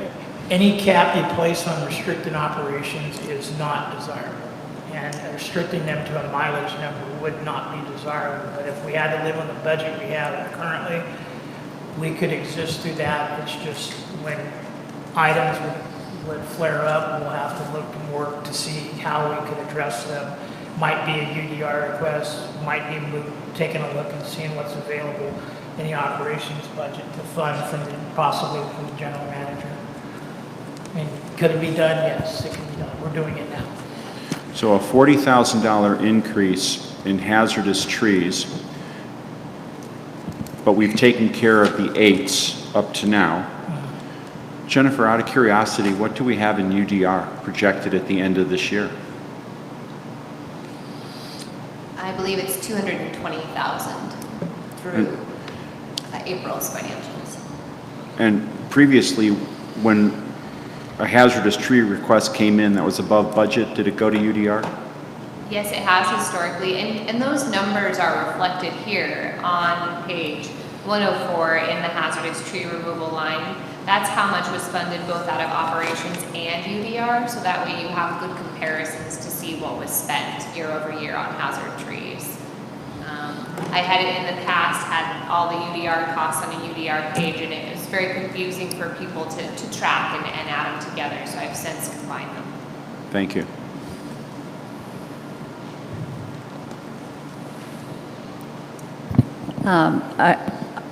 Going back to the same topic, I noticed that in 2018, we had almost 60,000 in removals then. And we still had some 30 trees, I think, at Treehouse, was it, how many at Treehouse? Treehouse Park, yes. Treehouse Park, how many were there? 31. 31 trees at Treehouse Park, and we still have not removed those because of the bat habitat, correct? Correct. Okay, so we still have hazardous trees that we're not getting taken care of for other reasons, but that's still a backlog again, correct? Yes, and she tracks and keeps an eye on that very closely, as we all know. Thank you. So looking at this spreadsheet here, so we have 76 pending, including Treehouse Park, and our 2020 request would allow us to remove approximately 40. Am I reading that correctly? That is in the range, yes. Yeah. Some of these, each tree has to be bid for cost, Right. so that can change depending on how much work is involved from the contractor doing that. So again, that's why the bid process has to be followed for this as well. Okay.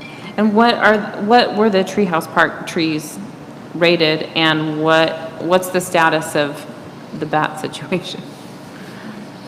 That's information I'd have to get back to you. I don't deal directly Yeah. with that Jessica does. kind of management. That's what Jessica does. It's her primary job. Right, yeah, and she's good at it too. One of the things at the last Finance Committee meeting, the UDR request, we bid out quite a fair number of trees, and we bounced around from a couple of tree guys, whoever gave us the best price to remove those trees. So we'll do that same process again when we go through this. We may not just stay with one of the loggers, we might jump around and do a couple of them. Okay. So we can good. get the best price. Good. That UDR request is also listed on this page, 2019 UDR request. While not approved by the board yet, we're hoping that it does get approved.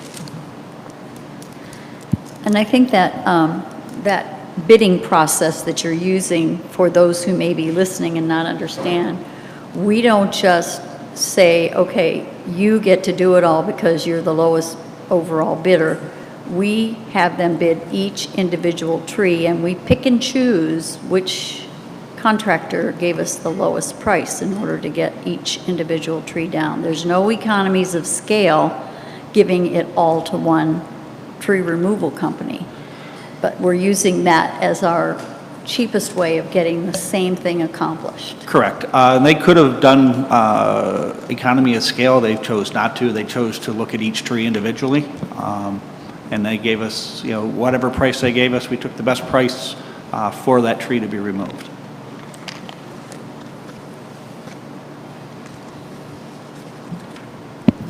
Any other questions of Norm regarding ACC or security?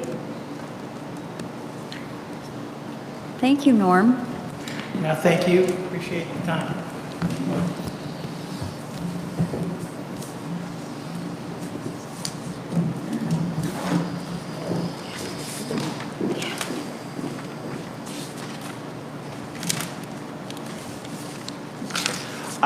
When Jennifer gets back, we will go into surf, roads, and then mailbox. We want to take a quick break for a couple minutes. I think that would be delightful. How about, let's come back at 1:15 by that clock. Okay. Do that?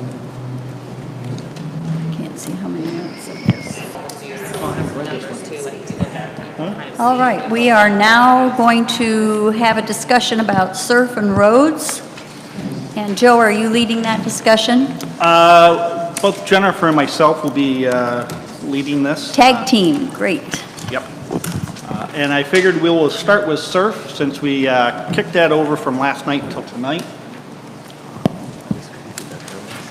Okay, so surf.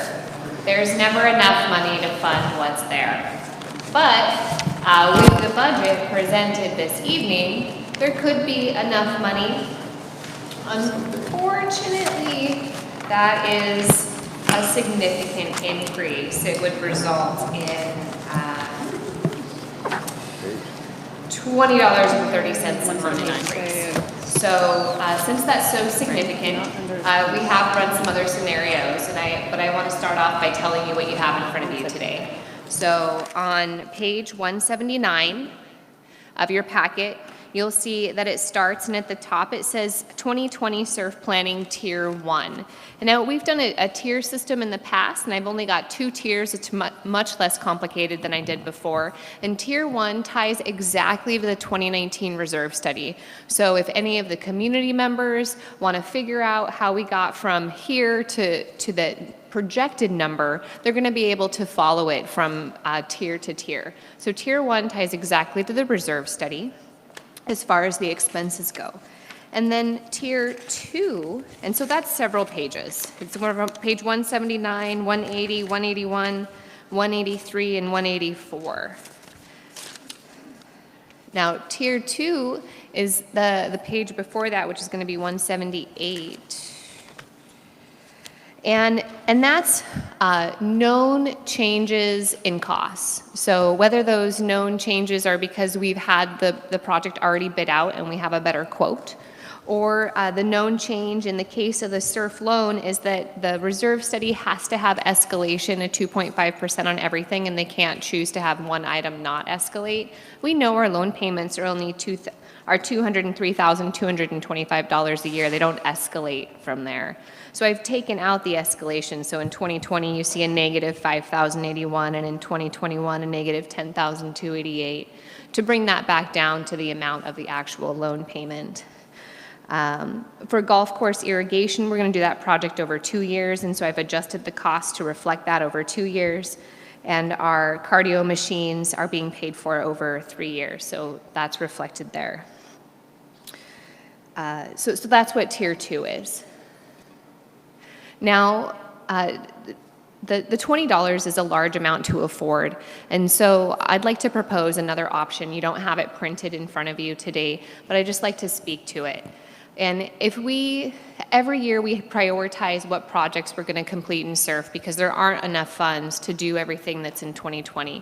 And the $20 a month and every amount that you see thereafter in the plan presented in front of you is just to fund what's in the reserve study for that year. But we need to find a way to even out those costs, as I spoke to last night. And so if instead we only fund the 2019 B projects, and if you recall, when we do a ranking process for SURF, we have our SURF committee and our managers each rank everything, and then individually, and then those items that are highest ranked on both sides become A projects and so forth. And so in 2019, we've only been able to fund the A projects, not B through F. And so for 2020, if we fund the 2019 B projects and the 2020 A projects as we ranked them this year, and they'll be re-ranked for next year, but as we ranked them this year, and we adjust our reserve study for a known increase to a capital project coming up, then we'll need $7.02 a month. That would not include a new vehicle for maintenance or a new vehicle for janitorial. If you included a new vehicle for maintenance, that amount would be $863 a month. And if you included a new vehicle for both, that'd be $946 a month, additional over the current dues in SURF. I was reading through Community Association Journal today, and they had a great article about what the consequences are in a board delaying their decision making and how that can create new problems. And one of the things they spent the better part of the article talking about is that a board's failure to promptly restore a building may expose the association to an insurance claim that the association violated its duty to maintain the premises or was otherwise negligent. So while the increase of $7 won't fund everything that's in the reserve study, I do think that an increase is necessary because we need to continue to maintain our assets. The longer that you delay, the more expensive it gets to maintain them, and then also you're opening yourself up to other liabilities. We talked a little, can I ask a question? So we talked a little bit last night about, the percent funding, and I think we have to disclose that even. So with this new proposal, somewhere between 7 and 9 projection, I'm gonna say, between 7 and 9 something dollars, have you calculated what percent funded we would be with that? I have. Let me find that page.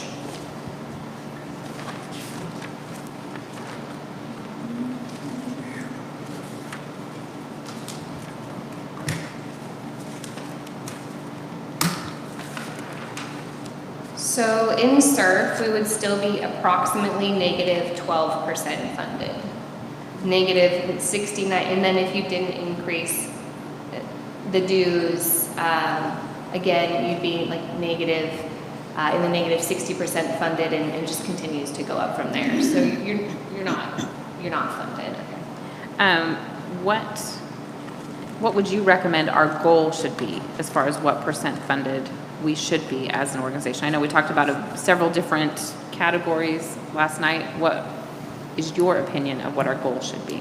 I mean, I think personally that it would be great to get up to a 30% funded, somewhere where a special assessment is no longer considered imminent. A special assessment maybe if you have a large project coming up, but overall you'd be okay. And it would take a significant dues increase to get there. And in looking at the reserves, SURF, and roads, there's really two options that you have. And there are more, but kind of big picture, there are two options. We can slowly increase our dues in SURF and roads, $5 here, $10 there, $15 here, $5 there. And in the next 12 years, you're going to be at a permanently high dues rate, whether that's 220 or 200 or 250, I don't know, that is yet to be seen. Or you could do a really significant special assessment, $120 a month for 5 or 6 years. And you could fund your reserves for the next 10 years and you could get all this stuff done, but then your dues are going to drop back down and you'll be at the rates they are today plus inflation, which in the long run should be better for everyone's pocketbook. But that depends on what people can afford. There's fixed incomes. There's a lot of factors that play into that don't allow for that. But it's important to kind of see what trend we're on. And right now, Sudden Valley's on the trend of slowly increasing the dues and being at a permanently high rate in the future.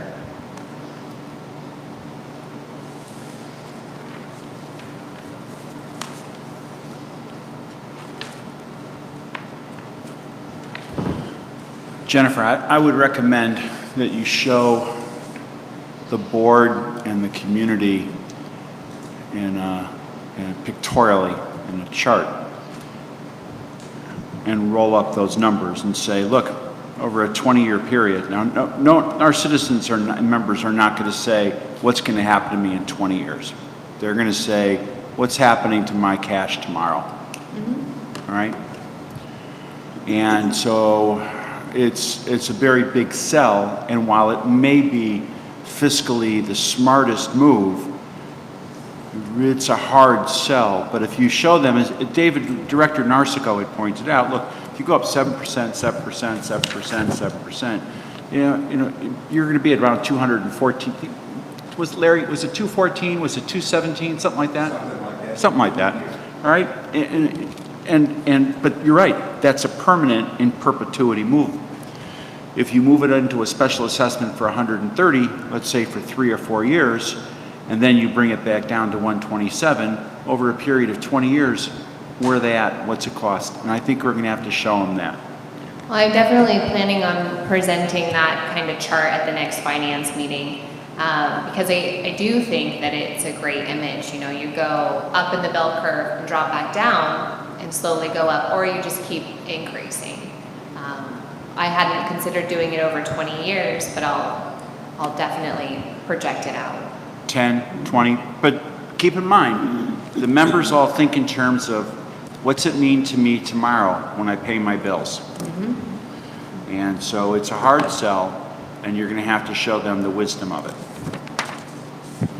I was noticing as I was reviewing our materials as well that in looking at the projection of what we'd need based on reserve study, there was a lot of up and down as well. So one year you've got a high amount, another year you've got a significantly lower amount. That's really hard for members to project or predict or plan for. So I think that maybe as a finance committee and as staff, with your recommendation, we need to come up with a strategy that will even that out enough that people can plan for it and predict it for longer periods of time.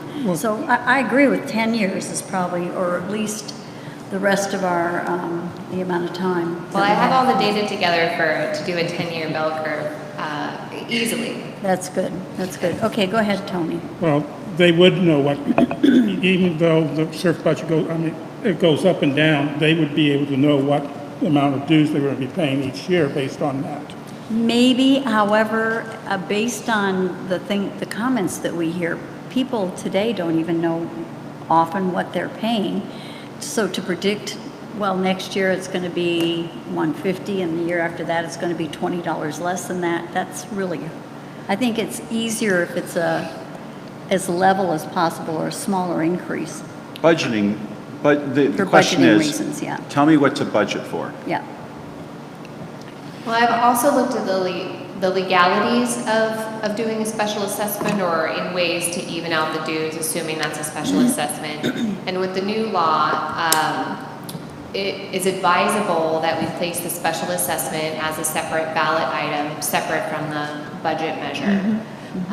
So that way, the membership is voting on that special assessment independently of the budget, because every year the budget is re-ratified. And so if that special assessment isn't specifically voted on at a 50-50, so just a regular majority, not a super majority as in our bylaws, then the next board or budgeting process cycle cannot overturn that special assessment. So unless it's voted on independently, it's not a true special assessment. But it would be a 50-50 vote, a regular majority. I'm a strong proponent for this. My concern, though, is the impact it would have on me, the impact it would have on the community with people with fixed incomes. And I would have to take a hard look at doing that, recommending it from my point of view for that reason. Well, I'd like to see what it looks like. Yes. And then also I'd like to, do we have, I know you say you've researched all this, have we had this vetted by our attorney to know that this idea of the special assessment? This is the first I've heard of it. That is what the attorney said when we asked for advice on how we would place a special assessment on the ballot under WCOA, is that it would need to be its own measure, but it would be a regular vote, not back to the 60-40 that's in the bylaws. So would it be 50, simple majority? Simple majority. Based on the number of votes that were? Based on the number of votes that were cast. I agree with Tony. We have some people who could not afford it and other people who could afford it. But everyone, it has to be equitable and paid equally. But I do believe we would be able to possibly, we should investigate structuring it two ways. One, package one starts off as a very low amount and accelerates over 10 years, and package two is a straight amount over 10 years. So people who cannot afford it today, or if they're going to sell down the road, it gets paid at a different rate. Same amount of money. Does that make sense? I hear you're talking dues now. Yeah, I'm not talking about the special assessment. Oh, you're Actually, talking the special assessment. I think if we're gonna look at it, we should look at how would we be able to structure it for people that say, look, I just can't afford it today, but if you give it to me over a period of 10 years and it starts off very low and it accelerates over 10 years, could I afford that package as opposed to an immediate increase steady for a period of time? I'm not sure I understand the mechanics of that, because it would seem to me that if you don't have the full amount to pay the loan, in other words, if you can't cover the loan, how do you pay less in the beginning and pay more at the end to cover, because you're going to have to go with a loan for a special assessment is what you're That's talking true, about. but I think it can be structured this way. I think we just need to look for some options. We'd have to see an actual option, because I think that one's, we're kind of guesstimating on that, and I don't know of a program of that, but I'm open to looking at one.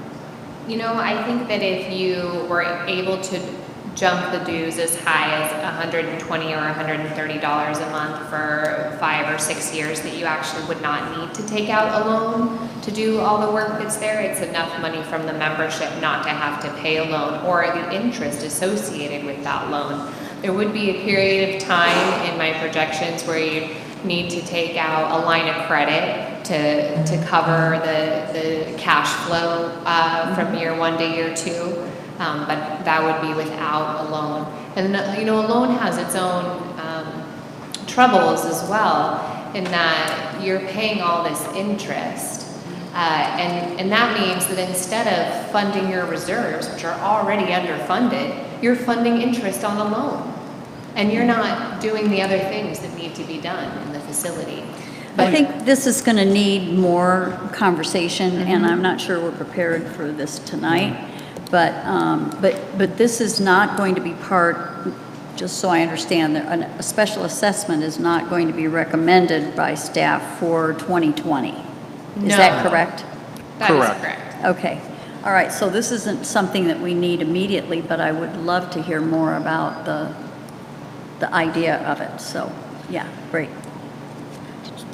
Do you have a question? No, I was going to suggest that we got back to 2020. So Yeah. that's where I was going. So the first thing that I think all of our members are going to say is, well, all the stuff on that list, we need it? Why do we need it?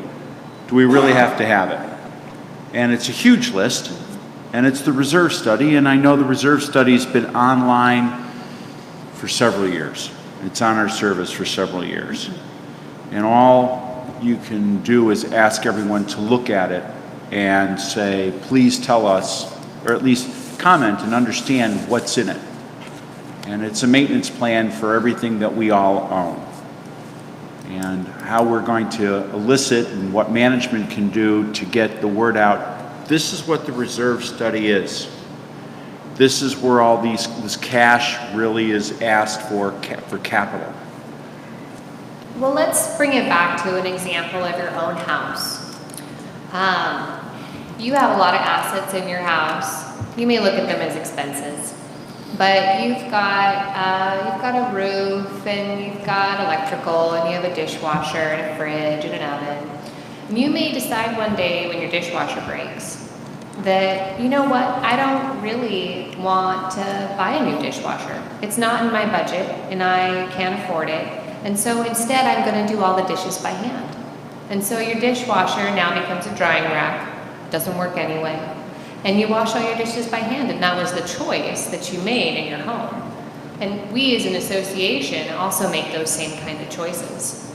We could choose to repair a building, or if it's become so deteriorated, we might have to tear it down, like the mid-barn and the rotunda and barn 6 soon to follow.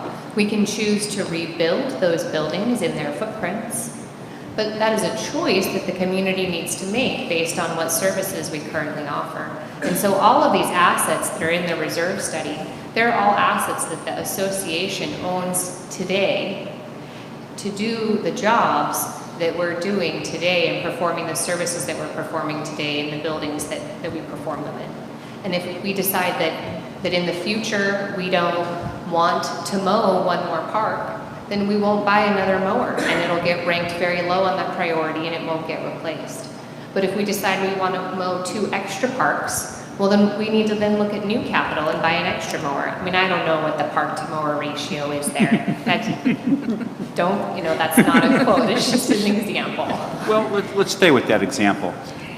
Karen, we tried to come up with a list of parks to decertify. And we originally said, well, we got 21 parks. And it became a real issue to say a lot of people don't want to get rid of their local park. They don't want to get rid of their residential pocket park. They want their park. And if it takes a mower to do it, that group of people want it done. But another group of people don't. And so the example she's using, is it rational? I mean, can you see where she's going with?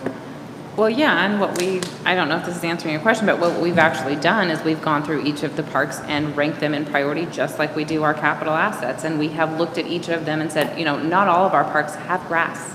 A lot of them are just woody areas. And so we have gone through and said, okay, this is a high priority park out here. It's used by the entire community. This needs to look pristine.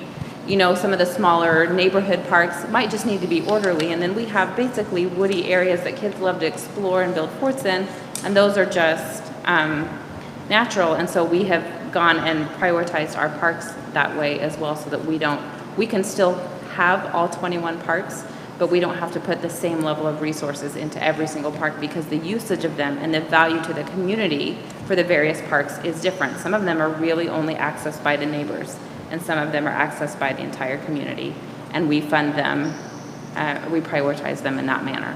And so I think she's saying the same thing with our assets. Some of them are valuable to the entire community, and some of them might not be, and that's the process that we go through every year, and we get to choose, and we get to prioritize, and we get to look at it again every year. I think it's a great example. We do that with all the surf every year. With A, B, C, based on need, requirement, safety, public need. I think what you're proposing is correct, but it's just getting the membership to understand this is a big list of equipment, and you may not need it, but someone else does need it, and what is it you want us to not do? Well, now, back to 2020. If we take a look at the items that are 2019 B projects, which include some equipment to maintain turf and parks, and then we've also included in there the tennis courts. They were a C, but here over at the rec corridor, they have become, a lot of more people use them than we thought when we did the ranking. And so all those items that are ranked Bs, those are necessary items for the association to continue to function as it is today, and to do it efficiently and for better enjoyment of the community. And then in 2020 you have A projects, and those items include things like, let me just find that here.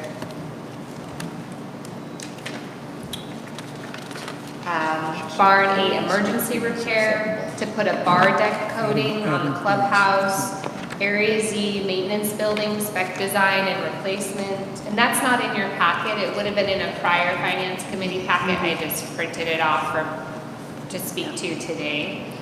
A computer system replacement, a couple of mowers, and then a playground equipment replacement. And so those are the items that when we ranked them this year came up as a priority for 2020, and then come the end of this year, October, November, when we have our 2020 reserve study, we'll re-rank everything, make sure that those are still the priorities based on everything that we have and the things that we didn't get done in 2019, and see what falls back to the top of this is the best information that we have to date. And so instead of the $20 increase to fund everything that's in 2020, we would suggest a $7 increase just to fund those 2019 B items that didn't get done, because we anticipate that the next time they're gonna rank as A's when we look at them again next year, or at the end of this year for 2020. And then the A items from 2020. So $7. I guess, so I don't understand, it sounds like on one hand, you're advocating for a minimum increase to SURF this year of $7, but then on the other hand, you would like to see us go towards considering a $100+ special assessment over a period of years. I would. I think that that is what's going to be necessary for the association to catch up. I don't think that the association is going to approve such a large increase in 2020. I don't even think that they're going to approve the $20 increase, which is why I come to you with a lower figure today. I mean, prudently, you should assess a large special assessment in 2020, and you should have it go over 5 or 6 years and fund everything. But I don't think that that's actually what will get voted on. I don't think the membership would approve it. Well, the So- membership, they don't have to approve the dues increase. You could recommend an increase of SURF to, by $18 a month because these projects are so important. I could recommend it, but I don't think that you would push it to the board. I think in the court of public opinion with the members, with such a large dues increase you had last year, to try to force something of that magnitude right now would not be taken very well within the court of public opinion. I agree, but then I don't know how, if you're afraid to do that, you also think you can put together a special assessment of $100+ per month over 5 years, how that would ever fly. I think that that gives you another year to show the community what it is that their additional dues are going towards. I mean, they're going to be able to see the improvements that are going on around the community, especially if we're able to get the additional maintenance staff to maintain the buildings. They'd be able to see improvements at the tennis courts. They'd be able to see improvements in our parks and the other maintenance that's going on around here, as well as in the roads. Everything they're saying, we need a year for the association to show the membership, 47% increase, 80% of it was capital. At the end of this year, this is how they spent it, this is how it looks. Okay, that's the context that I didn't have when we first heard this I think pitch. So, okay, I take a look understand. at it, this is how it works, and let them see it. And then they can say, okay, I can see what I'm getting for my money. But to come right back in, as the general manager has suggested, court of public opinion would be crushing. Well, I know, but that was left out, that little part right there. Buried So the lead. that's a big difference, that's a very different story. I wasn't making sense of the Does that make difference. sense? Yeah, it makes totally different sense. So you think you could get all the A's and the B's at 7? Yes. 2019 Bs and 2020 As, to clarify. Understood. I'm good with this if you want to move the roads. Yeah, okay, any other questions on SURF? We should talk about roads. Paula has one. Oh, No, okay. actually, I was you- just going to say, can you show that difference on, I love the fact that you can make your little life changes. I mean, I've got it saved in a file. I could pull it up on That'd the be screen. Do you have a similar suggestion on roads? I know we're not quite there yet. Yes. Okay, thank you. I'm shocked. I'm not. I just forgot my question. Somehow she's pretty sharp.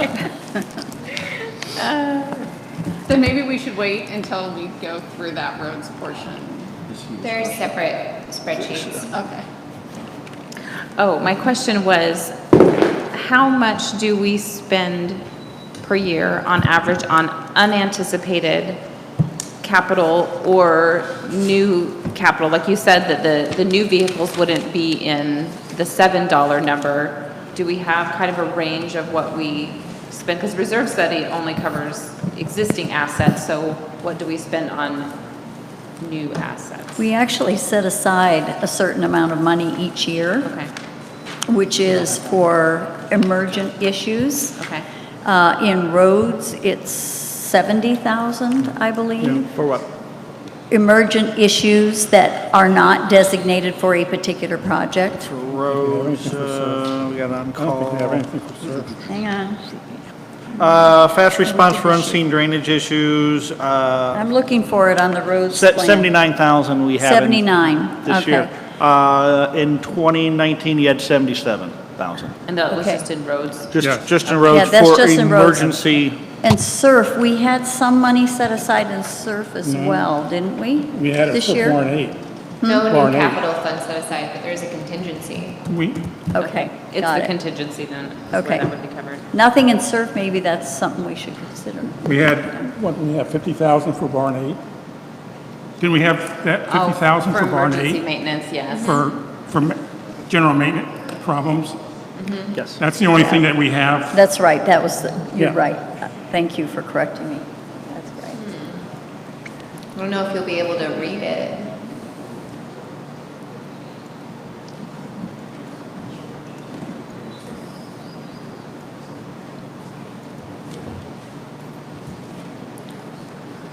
Good thing you have it saved.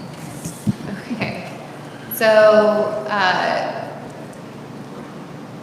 there's a total in the reserve study, in 2020 of $1,050,471 worth of work. So to start with, I took all that out. That's everything in the purple. I said, okay, we're gonna take that out, we're gonna start at 0 for expenses. What do we wanna fund in 2020? What's the most emergent items?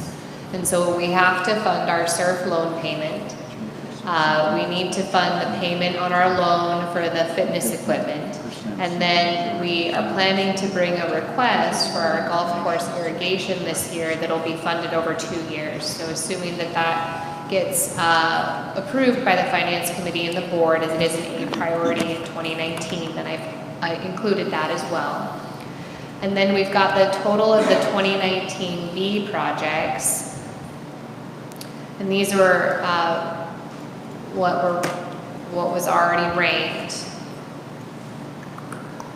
Just 2020.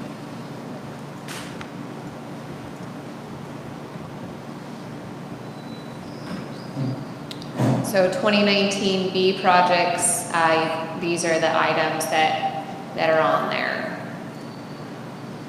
So it doesn't include the fence of that tennis court, just the tennis court itself? Resurfacing. Oh, fence, I see the fence, never mind. I'd like to point out the majority of that in those groups, starting at the road mower, court, tennis courts, fence, are not golf, but the smaller items above it are golf. So first thing everyone's might think is, oh, that's great, we want to get all this for golf. The majority of that is not golf.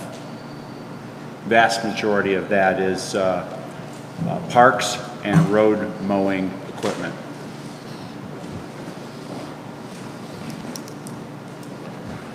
So,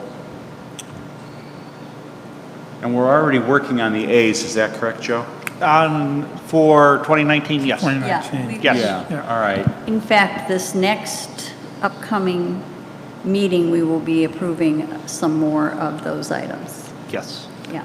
So we're checking the list, checking off the list. And checking it twice. Yeah, Yeah. we're working through the And so A's. far, we have been doing extremely well on the bids that are coming in based on our projection versus the bids have been, in some cases, significantly lower. Yeah, I believe, don't hold me to the number, but I believe about 30,000 right now across the board Right. on bids Great. and Which and means actual we projects. might be able to get a B done, maybe? Who knows? We might be able to get something done later in the year, yes. Yeah. Well, I thought Exactly. the overall plan earlier was if we got, bids came in a lot less, we would pay off the cardio so we didn't pay the interest on it. Correct. And that right now is still the long-term goal to, I would That's much true. rather use our liquid instead of paying interest to I a bank. agree with that. That's true. well, And I there- think we came up with a 30, there was a 30, no, 7, I don't. it's so hard. It was Two projects, yes. It was 3 payments of Yes, 20-something. for the So it's cardio, over it's- $60,000. Yeah, there's 3 payments of 25,488. So $75,000, okay. So I don't know if we'll have that much of a savings, but it'd be good to be able to pay some of it off. We've already had one payment included in that. We've So had what? There's already one payment that's been taken care of, so it will be a 50,000, give or take a little bit. Great. Oh, that's right, because we had to pay half down, didn't we?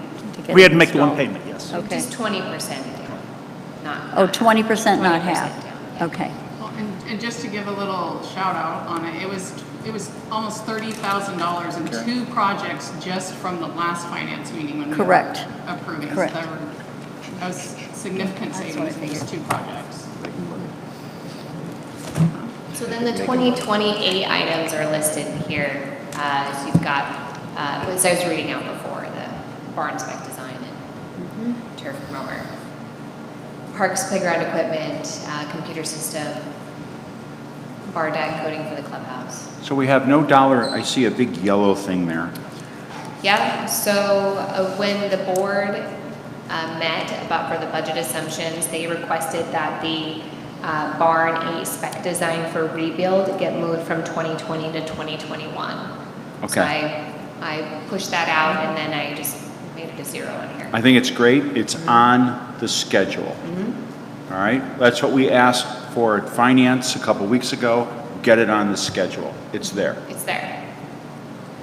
So if we go back to our SURF plan for 2020, let's see if I can get this to, I'm just gonna hide all that so we can see it. So then you've got your 2019 B projects and your 2020 A projects. And then 10% contingency on everything. And your $600,000 board recommended carryover. That means that we need to fund $242,592. And at 92% collections at our current lot count, that would be the $7. Okay. 702, yep. Yeah, 702. Makes sense? I'm good. Thank you for all that work, really. You're welcome. That's good. Good information. All right, let's do roads then, now that we have SURF under our belt. Okay. With the roads, what we did is, just so everybody knows, there is a company coming in July to microsurface the roads. This was a project that was to be done last year, 2018. It did not get done. They will be in this year to do the first and second phase. Okay, I'm going to just repeat that for everybody. The road surfacing project that we had scheduled for last year and this year is going to be done in July? Starting in July. Starting in July. Perfect. And I walked the project with the owner of Intermountain on Monday, and he says he'll have everything done in 6 days. Whoa. Mother Nature will probably throw a curve, so We should I don't expect... triple his estimate. Yeah, okay, so a question I have, are we publishing I don't have the exact start date road yet. stuff or any of that? I don't have the exact start date yet for July. Okay, all righty. As I get that, one of the things he did inform us is he will give us a 48-hour heads-up notice to all the residents. They will get hang tags for the scope of work in that area. Awesome. So we will have that. As soon as I get the actual start date, we will get that out, and we will keep everybody informed. I don't see it taking 6 days. Seems impossible, But yeah, it's a big scope of work. So with that being said, the original part of that was to do a test to see what it would do for the roads. With 2018, 2019, this will be our scope, basically our test. 2020 and 2021 was going to be the next 2 phases. So what I did with Jennifer, we sat down and we pushed it out the next phase 3 to 2021. I don't know what this material will do. And So this is not on our sheet, the one we have on 185? No, the one you have on 185 is a significant dues increase as well. It would be $26.43 a month. And so we took a look at that and have looked at what projects are coming up for next year and taken a harder look at that versus, what the engineers provided us and how long the time to be able to review the products that we're using. And so we have an adjusted suggestion for what to do with roads. And I can go ahead and pull that up on here so you can take a look at it tonight. So what we did is we I'm going to let this project, or this product go down. I want to see what it'll do. Let it get through one full season. I don't know, I've never seen it used. I don't know anything about it. I have built roads out east. This is not something that I've ever seen done. I've seen tar and chip, but I've never seen a micro seal of this material. So going down at 1/8 of an inch, I don't know. Again, I just don't know. Yeah. So that's why I was going to give it 1 year and push phase 3 to 2021. And if it does meet our needs, we will do 2021 and 2022. So we just moved it out 1 year. The other thing that I want to compliment you. I think that's a very caution and prudent move. We've never done it, and there's been a lot of discussion on it. I think it's a prudent move to push it out 1 year. Thank you. The other thing that we moved, there was a construction for Midnight Court, which was for this in 2020 with a build in 2025, design aspect. That's the right one. So instead of paying it for in 2020 and not building to 2025, I moved that to 2024. Moved it out to the year before the actual construction to take place. Don't you have spring court in there too? Was there? There's only Midnight Court.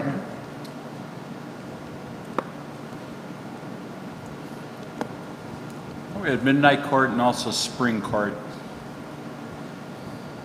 We did have spring court at one time. I Yeah. don't see it on here. Wait a minute. It's not Oh, here. these are culverts, yeah.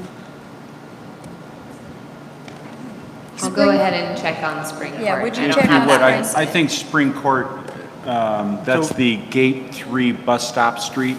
Okay. And the street was never completed, and we Okay. had it on here. Okay, all right, that I would not know. The other thing that we pushed out for a couple more years is the stormwater mitigation project. We moved that out a couple more years. The county going to agree? I was going to say. Is the county going to agree? Don't know on the county. I will check with them, but right now we are moving it out. I would be curious to see what the fine would be versus the actual cost of doing the work. No, no.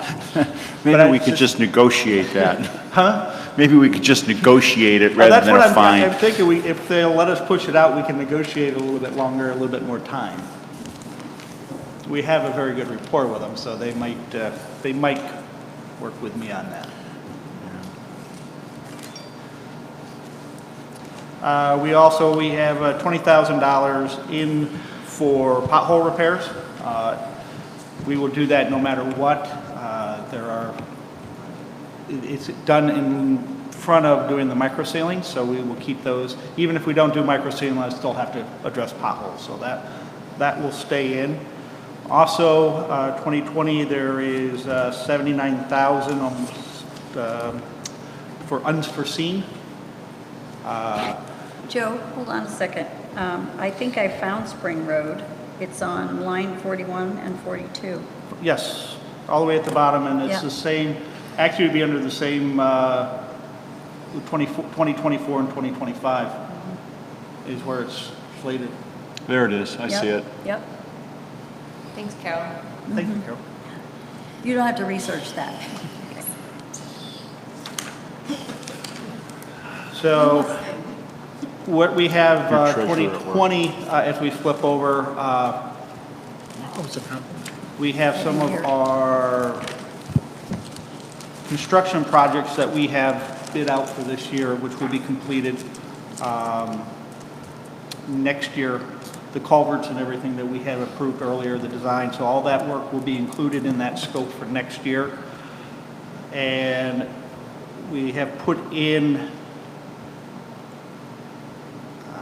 ditch reconstruction, which is $64,000, as well as culverts and swales per the mandate of $110,000. With that all being said, the total income for our roads was $1.8 million. After everything, we will have a $220 $222,000 surplus, which will mean a $6.41 decrease in roads funding from this year, just by moving the projects out. I don't think I understood that. We have $1.8 million. Yes. We will be spending a little over $1 million, and you have your $500,000 contingency and all that. So we will end up with a surplus in roads that will be carried to next year of $222,000. So you are not going to assess an additional amount for roads? Will not assess. We actually will go down $6.41 from We're going this to year. reduce the roads assessment? Yes. We don't want to do that. Right? Are we sure we want to do that? Well, it says right here in red, 641 less. Okay. Oh, you could, if you reduce the dues, if you reduce the roads by 641, then you would lose your surplus. Yeah, that's my concern. Okay. No, don't do that. No, I won't lose my Yeah. surplus. Don't worry, surplus isn't going Okay, anywhere. I want to carry it But there over. is no increase in capital for roads? Correct. If we went with this plan as presented to you tonight, and the changes are the red items here, the red letters and columns, numbers in E and F, then we would have a surplus at the end of the year, and roads would not need an increase. The road paving is very expensive. It's over $500,000. It's a large expense to move to future years.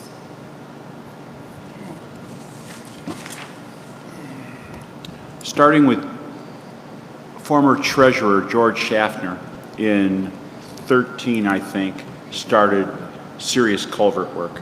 13? I think it was. 13. And since then, we have steadfastly followed the plan with the 2014 10-year plan and have worked hard every year on our roads and our culverts. And we have an integrated reserve plan now. I think this is a good plan, but again, we are pushing back very big dollar items that we need the community to be very aware of. They're very expensive, they're long-term items, and they're not going away. This isn't a Band-Aid, but it is anodyne. It's deferring future expenses.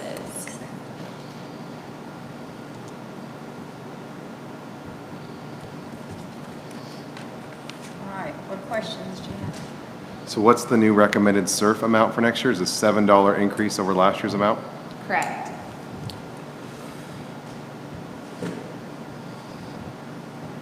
Oh, 702. 702. Pennies count. And the operations was 995 Correct. for a total of 1697. I would, if we're going to have a summary conversation today?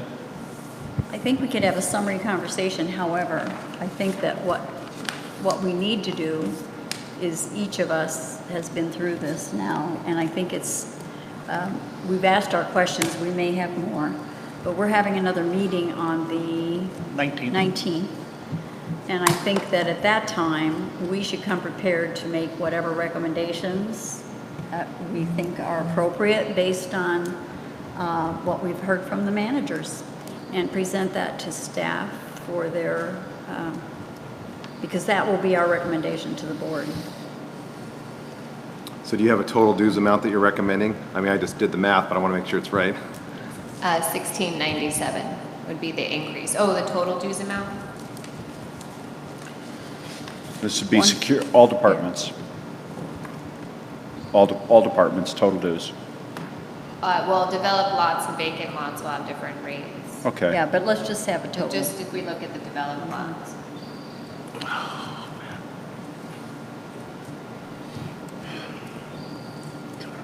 It'd be $144.34 a month. Okay, it's different from what I had, but My best estimate. That's from the 127 that we're currently paying now. Correct. Basically a and the 127 $17 increase. rounded. About, or 13.13%. Yeah. How much did you say the maintenance? Bruce was in yesterday, gave a good talk. He asked for 3 FTEs, which would also then been some new vehicles. And I'm not going to speak for my coworkers and colleagues on the finance, but I could see his 2 6-month people, so he can get, especially if you're going to buy this road mower. So I could see his 2 6-month part-timers. So minus his vehicles, how much money are we talking about without the 1 full-time person and the 2 vehicles? And the vehicles. And- Just give me just a moment. Yeah, because if you don't have the people, you don't need the tools and the expenses. So the 2 part-time maintenance people and the full-time janitorial person? Yeah, that Bruce what you're actually asked for, he's got 1 for facilities and 1 for maintenance, so he was looking for 1 No, person, what full-time. he had asked for was 1 full-time and 2 part-time, just in maintenance alone. Just in maintenance, and then a full-time janitorial or Janitorial, custodial correct. for So- facilities. I'm asking about 2 part-timers for right now. I'm just kind of curious. What Or- the cost would be for just having the 2 6-month positions. Great, I just wanted to clarify. Is that doable, sir? Oh, anything is doable.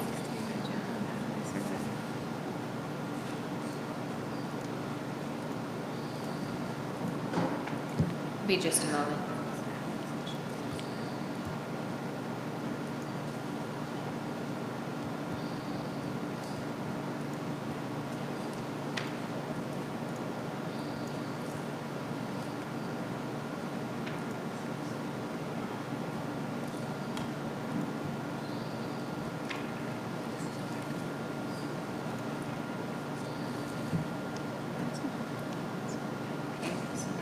What'd you come up with?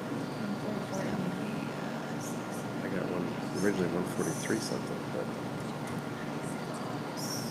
No. 9% increase from this. 90 cents? Guesses it's going to come down $2 million. Well, I had 143. Guessing it's going to So come still, down. anyway, I want to get to here. So it would be approximately a $15.39 increase. It would reduce the dues and operations for developed lots to $6.76. And then in SURF, it would increase to $8.63 because you're going to buy 1 new vehicle based on my estimates. So that would make the total dues for a developed lot, $142.76 a month. And with the full-time, it's 144. That's without the full-time staff. Oh, with all the full-time people, including the janitor, so it'd be 144.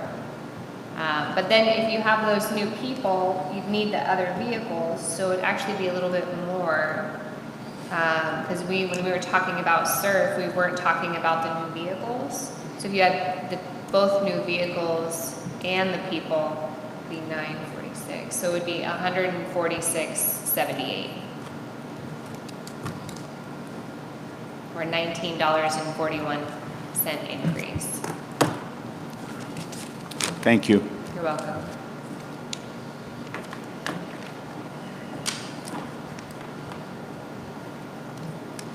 Good. I recommend we adjourn. Well, okay, I'm with you, and we can adjourn. I just want to make sure that there isn't anything pending or outstanding that you feel we still need to hear from your group, from the staff. Anybody on staff need to have? There's the mailbox fund. Oh, the mailbox, that's right. We probably ought to have a brief conversation about mailbox, though it is. That's the only thing that is Really? fully fu- Minor. that's the only thing that is funded ahead of time, by the way? Yeah, yeah. Still recommend we adjourn. So the mailbox fund is the only thing that's funded ahead of time. You know, I put in a small increase to 90 cents a month. That would put us somewhere between 30 and 43% funded. If you did not increase the mailbox fund, you'd still be 30% funded. So if you left it at the 67 cents. To be fully funded, per the reserve study, would be 96 cents. That's all I have on the mailbox fund. Well, that was easy. let's do that. Is there any plans on the mailboxes to start putting in more big parcel boxes? That is not included in the reserve study. Thank you. When's our next meeting? The 19th. Is the new reserve study online? The 2019 reserve study is online, yes. There are 3 of them, serve, roads, and mailbox. That's not good. That's not good. I didn't have it on my calendar. It's the 19th, Next week. Standard meeting time. which is also, by the way, Juneteenth. What Make a motion to adjourn. is that? Well, I don't think we need it. Let's just do it. We're outta Can here. I have 2 seconds? Huh? Can I have 2 seconds? Yes, you may have 2. I would like It's to already thank. been, it's already been 2 seconds. Time's Minute. up. I would like to thank the Finance Committee and all of my managers for the last 2 nights. I have taken you all away from your families, but I do believe this is a good exercise, and it is something that is very important to the community. This I was wanna very thank laid all out, the- well laid out, Joe. Thank Yeah, you, I want to staff. thank all your staff for the hard work that they've done. I know this Except for is- Maddie. She gets too many accolades as it is. Everyone's saying, what a great job, Maddie. And It's like, Jennifer, no, thanks no. for you were really well prepared. I appreciate It's it. because she's so nice, Mitch. You might want to, you know. You could learn from that, Colin. I'm not the one complaining. All righty. All right. Thank you again, everyone. Thanks, Joe.